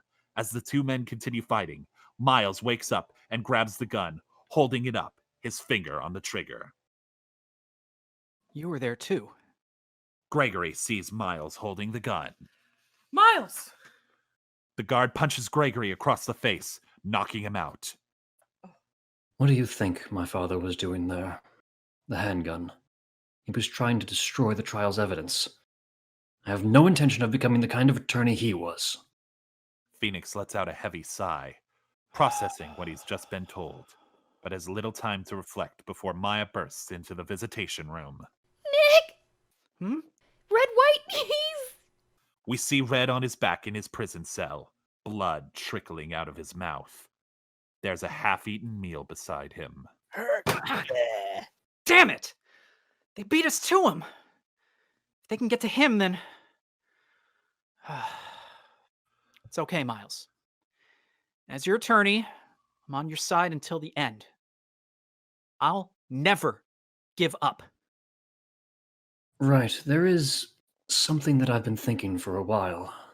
That boathouse caretaker that disappeared. He might be. Later that evening, Phoenix is back at the law office, looking through the DL6 case files that Mia compiled. As he looks through one of the news articles profiling the case, something catches his eye. Yanni Yogi's wife. Her name was... Polly. The next day, Phoenix arrives at the courthouse along with Maya and Larry. Dozens of reporters attempt to get a quote from him, but he makes his way through the crowd without answering any questions and enters the courthouse. As the trio makes their way through the courtroom, a detective approaches them. The detective then Attorney speaks. Wright, good timing. We formally closed the case on Maya Fey, so we can now return the belongings that were being held as evidence to you. I'll take care of it. You go on ahead, Nick. That's fine. Please, come with me. Maya and the detective start walking away. Before you go, how's Detective Gumshoe doing? We see Gumshoe and some other detectives running down a city street. A few minutes later, Phoenix takes his place in the courtroom. Maya arrives carrying a box of Mia's belongings, including the Thinker statue, which she places on the ground next to them. The witness stand is empty. The police searched diligently, but it seems that the whereabouts of the boathouse caretaker are still unknown. Then it's not possible to verify yesterday's hypothesis, is it? Do you have any other witnesses or evidence, Mr. Wright? Well, then I call Larry Butz to testify once more. Way, man. I'm not going to do that again. Mr. Wright, even if you drag this out, that witness is not on their way. No, but however... Stop trying to buy time! Very well. In that case, my verdict is... The judge raises his gavel and brings it down to the sounding block. But only a soft, muffled thump is made when it hits a fuzzy blue hand that has reached up to the judge's desk and covered the block. The cute face of the police station mascot, the blue badger, peeks up at the judge, trembling slightly as it strains to hold on to the elevated podium. You're... The blue badger? Sorry to keep you waiting. Detective Gumshoe enters the courtroom, holding a small cage with a white parrot in it. The boathouse caretaker is with him. As everyone turns to look at Gumshoe, the blue badger loses its grip on the judge's podium and falls to the ground. The mascot's oversized head falls off as it hits the ground limply. There is nobody inside it. Everyone is too distracted by Gumshoe's dramatic arrival to realize that they may have just been visited by the spirit of justice itself. The boathouse caretaker quietly makes his way to the stand. I wasn't running away or anything. I simply went to buy food for Polly. And who is Polly? Oh, that's my parrot.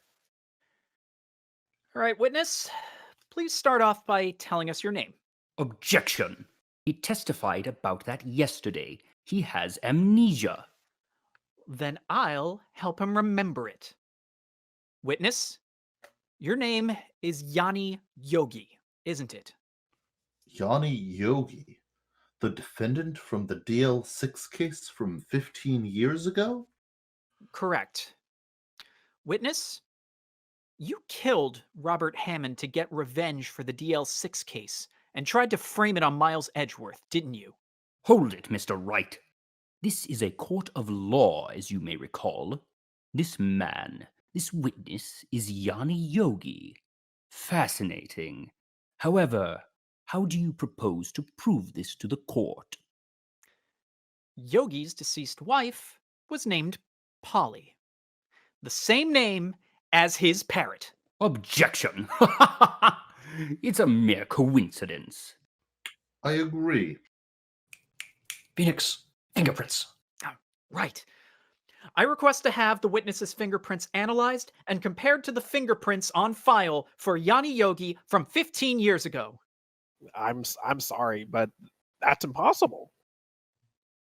Huh? Impossible? I'm sorry. I don't have any fingerprints. The caretaker holds up his hands. His fingertips are indeed smooth. They were burned off by chemicals from the factory he worked at before becoming the boathouse caretaker. If he has no fingerprints, that makes identifying him difficult. Hey, Nick! Hey! Like I said, when you're in trouble, use the thing, remember? Right! That thing! Phoenix runs over to the box of Mia's belongings, grabs the Thinker statue, and places it on his table triumphantly. This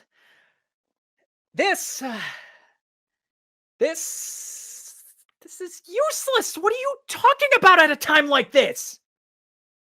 Shut up and pray to it! The answer will come out with a bam! Remember? Maybe? Polly, it's just about over. We'll be able to go home soon.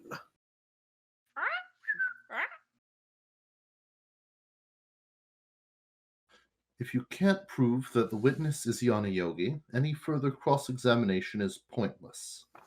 If there are no further witnesses, then... Hold it! You want a witness? I got one. Polly, stop it! And who is your witness, Mr. Wright? Gumshoe begins to quietly exit the courtroom with the incessantly chirping parrot. Polly! Gumshoe stops and turns to Phoenix. It's Polly. What? I call Polly to the stand. What are you gonna do, Nick? I don't know. What do we do, Maya? Huh? The caretaker steps down and is led to the gallery by Gumshoe, and Polly the parrot takes the stand. Whew. All right then, witness. What's your name? Polly craps a bit on the witness stand. I'm hungry. The courtroom is silent for a few moments as people take in the absurd scene. Mr. Wright, isn't this a bit ridiculous? This bird's not fit to serve as a witness. Actually, you're not fit to serve as an attorney. To be fair, the previous witness couldn't state his name either. I'm hungry. Come on, work with me here, Polly. The safe. 1, 1, 0, 2. Cell phone. 0, 6, 0, 2. Oh, come on. Bank. 0, 9, 1, 2. Your Honor, this cross-examination is over. Phoenix looks through his notes in a panic. The safe. 1, 1, 0, 2. Cell phone. 0, 6, 0, 2. Hold it! Please, take a look at this.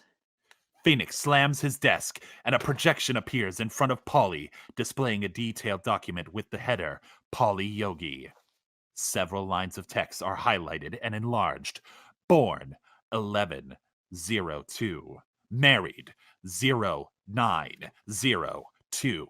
Death 06/02. The numbers the parrot memorized match all to these significant dates related to Polly Yogi. Objection!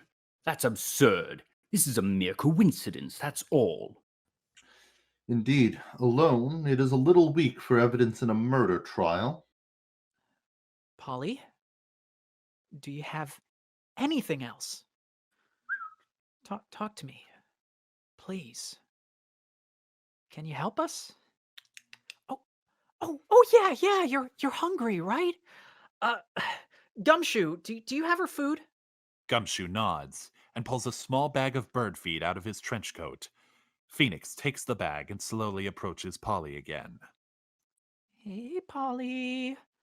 Oh, talk for me, please. Phoenix carefully holds out a palmful of feed, which Polly nibbles at before climbing onto his arm. Okay, Polly. I guess not. Polly continues climbing up toward his shoulder, Phoenix awkwardly leans over, trying to guide Polly back onto his bird stand. Okay, Polly, thank you. Thanks. You can't. Can you? Sorry, Polly. I love you, Yanni. Phoenix looks at Polly in astonishment. In the gallery, the boathouse caretaker perks up slightly. We see a woman hanging up some laundry on the small patio of an apartment. She pokes her head inside through the door. Yanni? In the courtroom, Phoenix is still staring at the parrot. What did you just say? I'm sorry, Polly. I love you, Yanni. Your Honor, Mr. Yogi's first name is Yanni. This connects the witness to Yogi. That's enough. I've accomplished what I wanted to do. I'm done. So you are... Yanni Yogi. And as you said, I killed Robert Hammond. But why did you do it? In the trial 15 years ago, Attorney Hammond defended you against murder charges. I didn't do it. It wasn't me. I didn't kill Gregory Edgeworth. But Hammond, he... We flash back to Hammond meeting with Yanni in the prison visitation room. You want to plead not guilty, right? A guilty verdict at your trial would be bad for my reputation and my firm. So, you'll admit to the crime and plead insanity. But I didn't do it. To care whether you killed him. We see Polly Yogi sitting at home alone while her husband has his day in court. The judge finds the defendant, the court finds the defendant, Yanni Yogi, not guilty. At the time of the crime, the defendant, due to excessive labor and lack of sleep, was in an unstable mental condition, which prevents normal judgment. Sometime later, Yanni walks back to his apartment, which is covered in papers with hateful messages. Get out, murderer. Die. Yanni is a murderer. Don't forgive the killer. He ignores the messages and goes inside. I'm home. Yanni looks around, but the house is quiet. Polly? No response. He sees a single meal laid out on a table. As Yanni looks around him, a gentle breeze blows into the apartment. The back door has been left open. He glances outside and sees Polly standing silently on the porch. Polly? Yanni notices that Polly's feet are not touching the ground. Sometime later, Yanni sits outside the Gordlate boathouse with a white parrot, looking like a broken man. I'm sorry, Polly. I love you, Yanni. I'm sorry, Polly. I love you, Yanni. Years later, Yanni gently smiles as he pets Polly, seemingly relatively at peace. His expression becomes unsettled when he notices a small package nearby, wrapped in brown paper with his name on it. He carefully removes the wrapping and opens the package.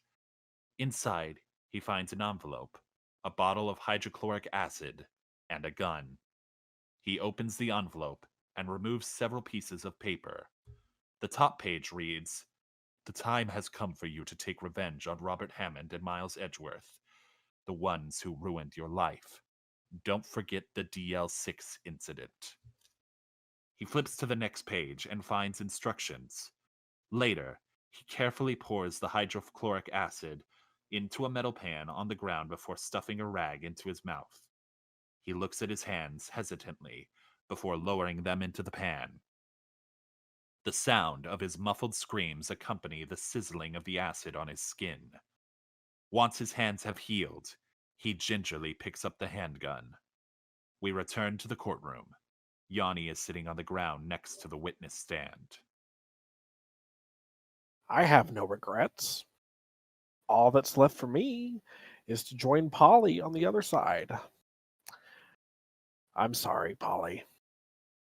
I love you, Yanni. Yanni looks next to the judge's bench and sees the ghost of Polly. Her head is replaced by a bird cage. Yanni weeps as he hears his wife's voice. I love you, Yanni. I love you, Yanni. I love you, Yanni.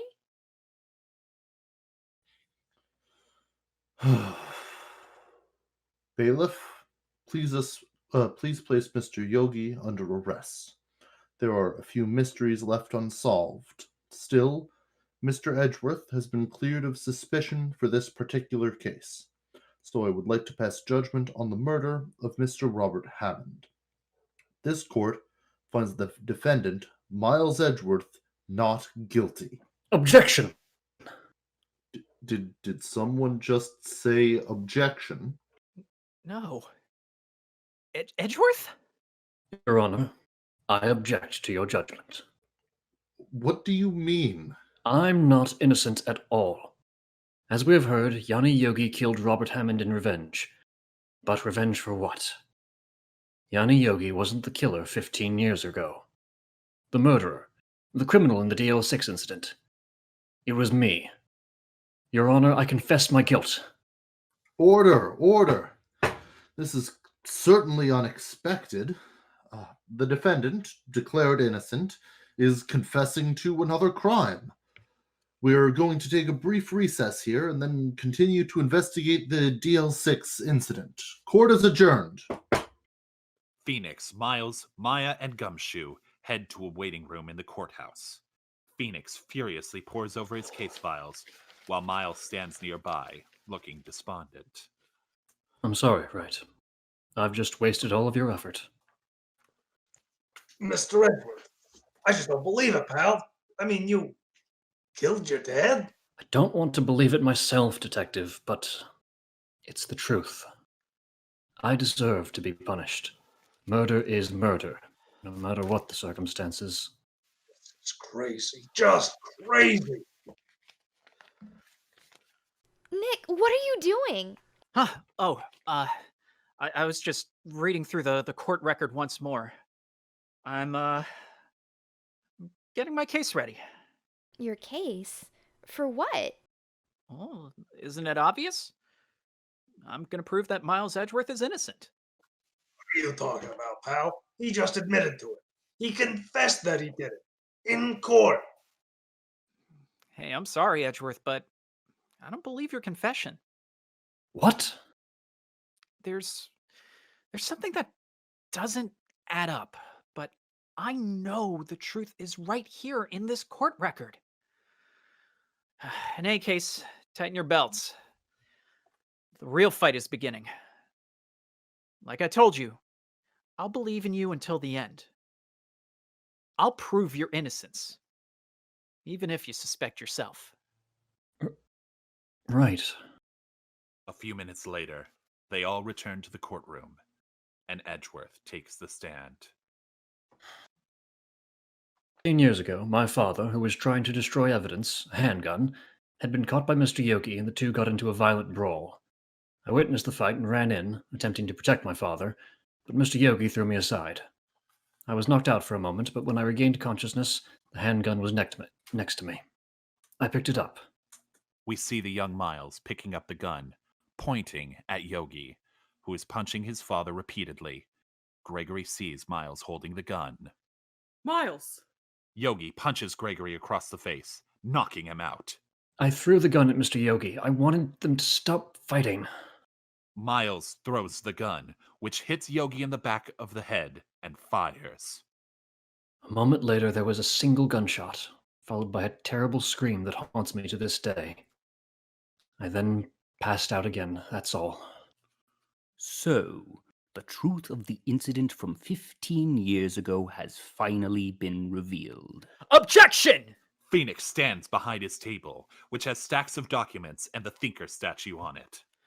According to the evidence records, there were 2 bullets left in the handgun's magazine before the incident, And after the incident, the magazine was empty. So the gun was actually fired twice. The first shot was the accidental firing when the gun was thrown, but who fired the remaining bullet? Objection! Another bullet. The evidence records are 15 years old. This has to be an error. If the pistol had indeed been fired 2 times, the other bullet would have been discovered at the scene. Detective Gumshoe, was a second bullet ever found? No, sir. There was only one bullet found at the scene. The second bullet has never been found. Why? Because the second bullet does not exist. The bullet that claimed Gregory Edgeworth's life was the one fired by his own son. That is the truth of this matter. The whole truth. The court record is incorrect. Hold it! What if the second bullet was... Right. Someone took it from the crime scene. Well then, who took it?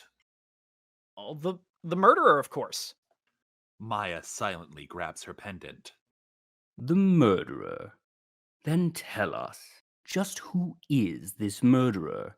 And why would they bother taking the bullet from the crime scene? I'm still thinking about that. Phoenix. Phoenix's eyes go wide as he quickly turns his head to Maya, seeing that she is once again channeling her older sister. Don't worry. You're not wrong. You're almost there. Just turn your thinking around. Turnabout thinking?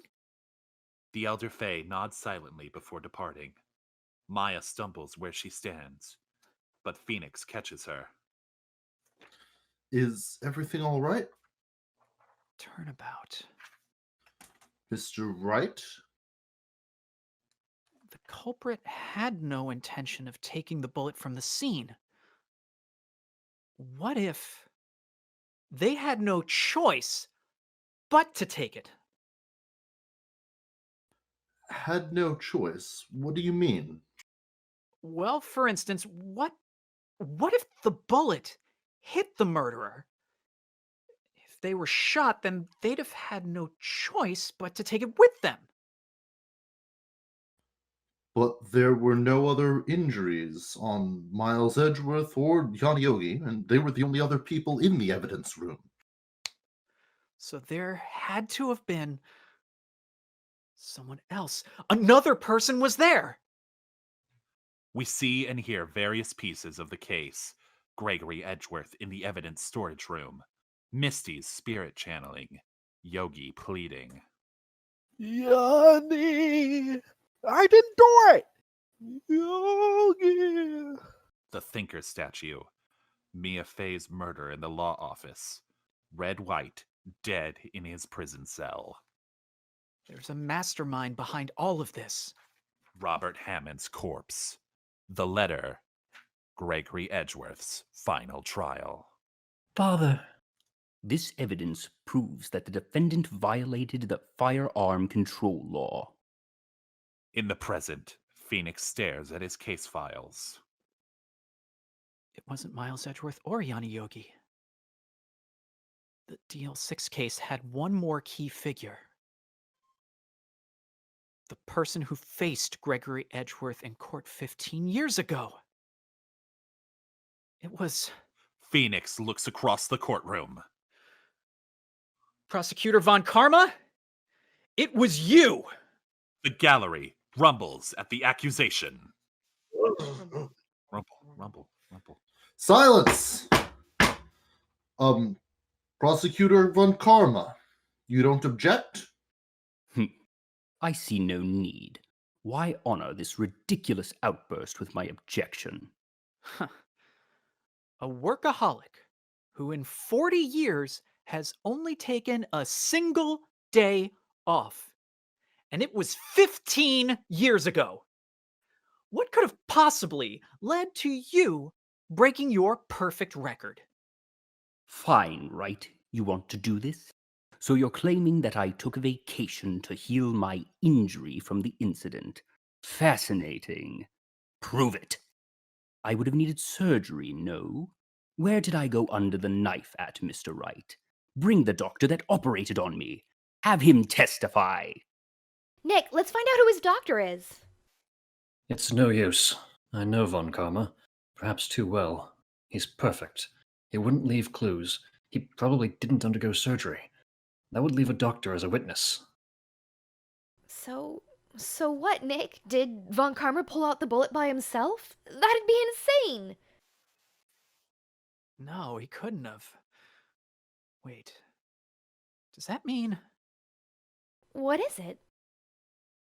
if he didn't get medical treatment, then the bullet might still be there? How ridiculous. Can you produce evidence to prove that I was shot? Huh. Ridiculous or not? Yeah, I have an easy way to prove it.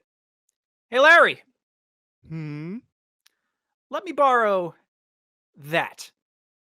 Larry walks in the front of the gallery, twirling his metal detector. All right, that's enough. Just give it to me. Phoenix grabs the metal detector from Larry. Prosecutor Von Karma, allow me to check you with this metal detector. Absolutely not. I refuse. Your Honor, the defense requests that we be allowed to use the metal detector. This inspection is necessary to find the truth. To refuse is like admitting that there is a bullet in your body. Defense, I permit the use of the metal detector. Phoenix turns on the metal detector and approaches Von Karma. As he slowly, sensuously, sweeps across Von Karma's body, the red light on the detector blinks and it lets out faint beeps. As Phoenix passes over Von Karma's left shoulder, the light remains illuminated and an extended, shrill beep sounds out. Von Karma calmly pushes the metal detector away from himself. What is this? I was afraid this would happen, so I remained silent.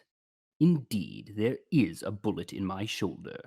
However, it has nothing to do with the DL6 incident. I was shot in the shoulder long before that case. In the courtroom, evidence is everything.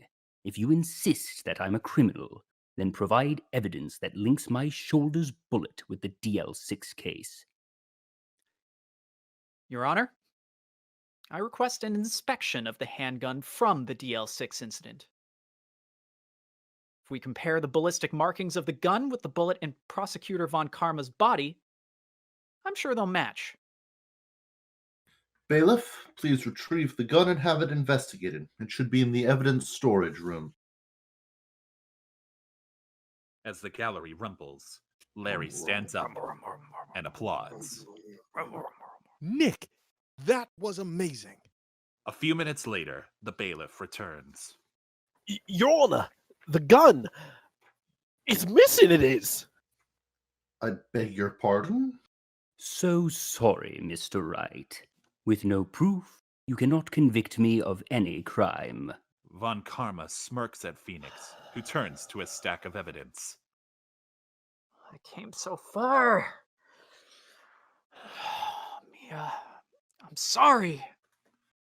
Phoenix slams his desk in frustration, sending one stacks of paper toppling over, knocking into the statue of the thinker, which is sent tumbling to the ground. When it hits the floor, it shatters. Among the shards of the statue and the clockwork, there is a small plastic bag. Phoenix looks at it in awe as he crouches down and carefully picks up the statue's secret. Of course. That's what she meant. The evidence that cost Mia her life, she hid it in here. Take that! Phoenix holds up the bag. It is the evidence bag with a bullet that Mia obtained from the evidence storage room. Inside the bag is an information card with DL6 marked on it. The bullet extracted from Gregory Edgeworth. With this, I don't need the gun. If this and the bullet inside you match, that will be conclusive evidence. Fine. I admit it. I was there in the evidence storage room and was shot by the stray bullet. But that's all. Why would I shoot that attorney? I had no motive. Oh, you had a motive. To silence Gregory Edgeworth. He was onto you. He figured out that the undefeated prosecutor, Manfred von Karma, had a secret. You've been fabricating evidence for years. Gregory Edgeworth wasn't in the evidence storage room that day to destroy the gun. He was planning to have its ballistics tested again because he suspected the results you presented in court were false. Stop making me repeat myself. In court, evidence is everything. This bullet will prove everything. The handgun used in the DL6 incident was originally submitted as evidence by prosecutor von Karma at a different trial, in which Gregory Edgeworth was the defense attorney. When the ballistic markings of the gun were compared to the bullet found at the crime scene from that case, they were a perfect match, giving prosecutor von Karma the decisive evidence he needed to prove the defendant had violated the firearm control law. The ballistic data from that case is still in the court records. A projection of the bullet from the other trial appears as Phoenix walks to the center of the courtroom. Now, I'm going to reenact what happened here 15 years ago. The handgun may be missing, but we still have this bullet, which was shot from the very same handgun. Phoenix tosses the bullet into the air, where it is caught and suspended by beams of light. Additional lasers sweep across the bullet, scanning it from multiple angles. A few seconds later, they deactivate, and Phoenix catches the bullet as it descends. An image of the new ballistic scan results is displayed alongside the image from the other case. And of course, just like 15 years ago, they should be 100% identical, right? The two images begin to slowly move toward each other, while various points on both are highlighted and analyzed. Von Karma runs his fingers through his beautiful hair and begins pacing. Stop this. Stop this. Your Honor, stop this now! The judge says nothing as the images continue to overlap until they are perfectly aligned. The results are displayed. 0% match. 0%. Prosecutor von Karma, this evidence conclusively proves your guilt of evidence fabrication. And I'm willing to bet that if we compare it to the bullet in your shoulder, that it will be a perfect match. We see the struggle between Gregory Edgeworth and Yanni Yogi in the evidence storage room once more. Now also seeing that von Karma is hiding in the room, watching the fight. Gregory sees his son holding the handgun just before being knocked out by Yogi's punch. Miles throws the gun at Yogi, hitting him in the back of the head. The gun fires, and the bullet flies not into Gregory Edgeworth, but into Manfred von Karma's shoulder.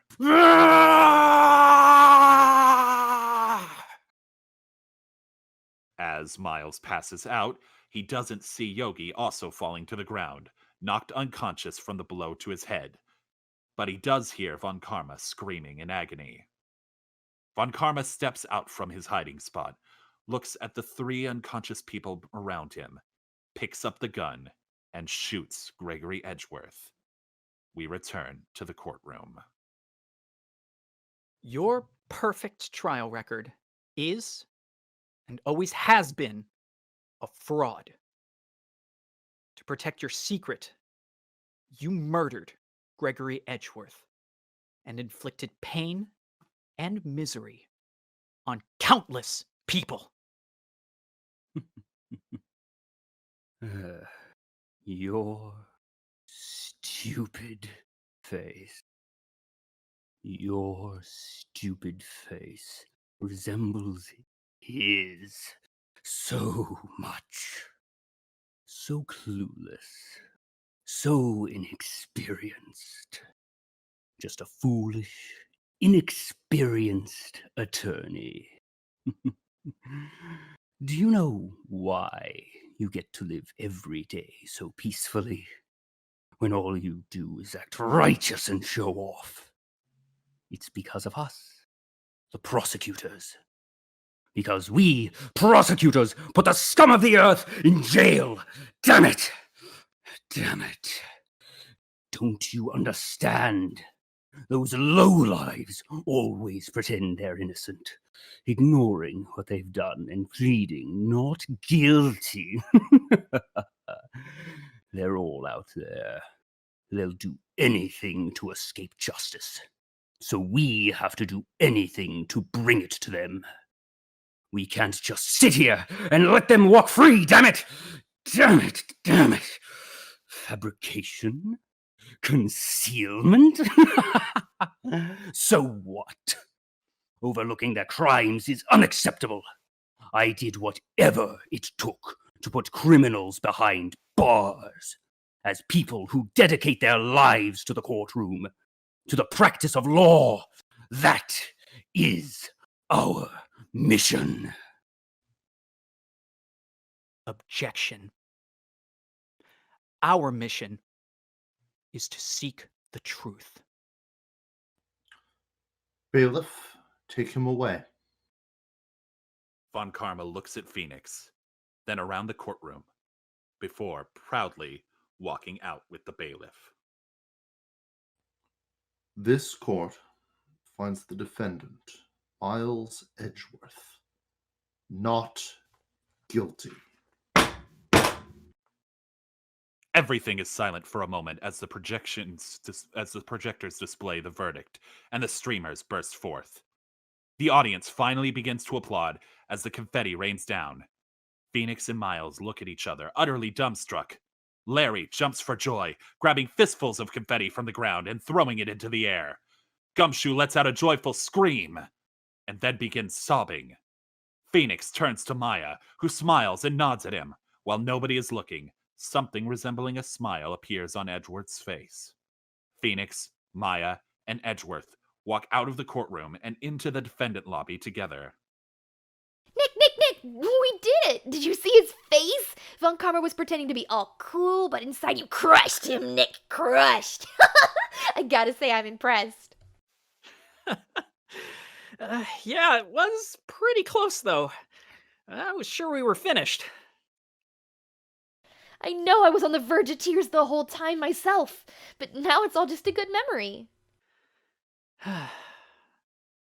So, it's finally over, Edgeworth. Right. I'm not sure how to say this. Oh, I know. Try thank you. I see. Thank you, right. You're welcome. I think you could have done better than that. Sorry, I'm not good at this sort of thing. Gumshoe bursts through the door, bits of confetti still clinging to his trench coat.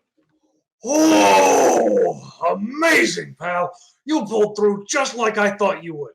I'll never forget this. I owe you one, pal. And tonight, let's party. Dinner's on me. Yeah, my salary went down again a bit this month, but who cares? You've still got a lot to learn, Edgeworth. I see. Woo! I feel foolish. Don't worry, just take it a little at a time. You'll get used to it. You know, it's been 15 years since I've seen Edgeworth this, unguarded. Lotta Hart walks in. Hey, y'all. A camera hanging around her neck. Lotta! Y'all were great in there. Congrats, Edgeworth.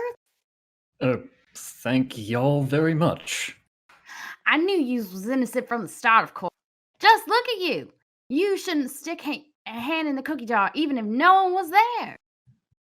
You were the witness on the first day of the trial, weren't you? Yeah, well, let's bygones be bygones, eh? Larry enters with his usual dumb grin on his face. Yo, Edgy! There you are. Yes, I'm Edgy. Harry Butz, you come along tonight too. My treat, pal. Hey, Nick, something just occurred to me. Oh, what's up? There's still one case that hasn't been solved. The classroom trial. Who actually stole the lunch bunny? Who was it? Oh, that whole thing, it doesn't really matter, does it? I mean, I didn't mean for Nick to get blamed. There's this plastic model I wanted to buy, and it was a few bucks short. Huh? What? Ah! What do you mean, ah? It was, you! Yes? No, we had a saying back in school. When something smells, it's usually the butts. Larry! You should have told me! Now, Nick, it was 15 years ago. Don't you think the statute of limitations has run out, Mr. Edgeworth? I'd say so, yes. See, well, there you have it. Well, where does that leave me? I became a defense attorney because of what you did. If I'd known, I'd have become a prosecutor. Hey, y'all, line up. I'll take a photo. Hey, photo time, guys. Let's go. And after that, dinner on me. Ooh, I have an even better idea. Dinner on Nick. Sounds good to me. Huh? Sweet. Thanks, Nick. That's very generous of you, right? Hold it! I never said I'd pay for dinner. This is a falsification of testimony. Objection!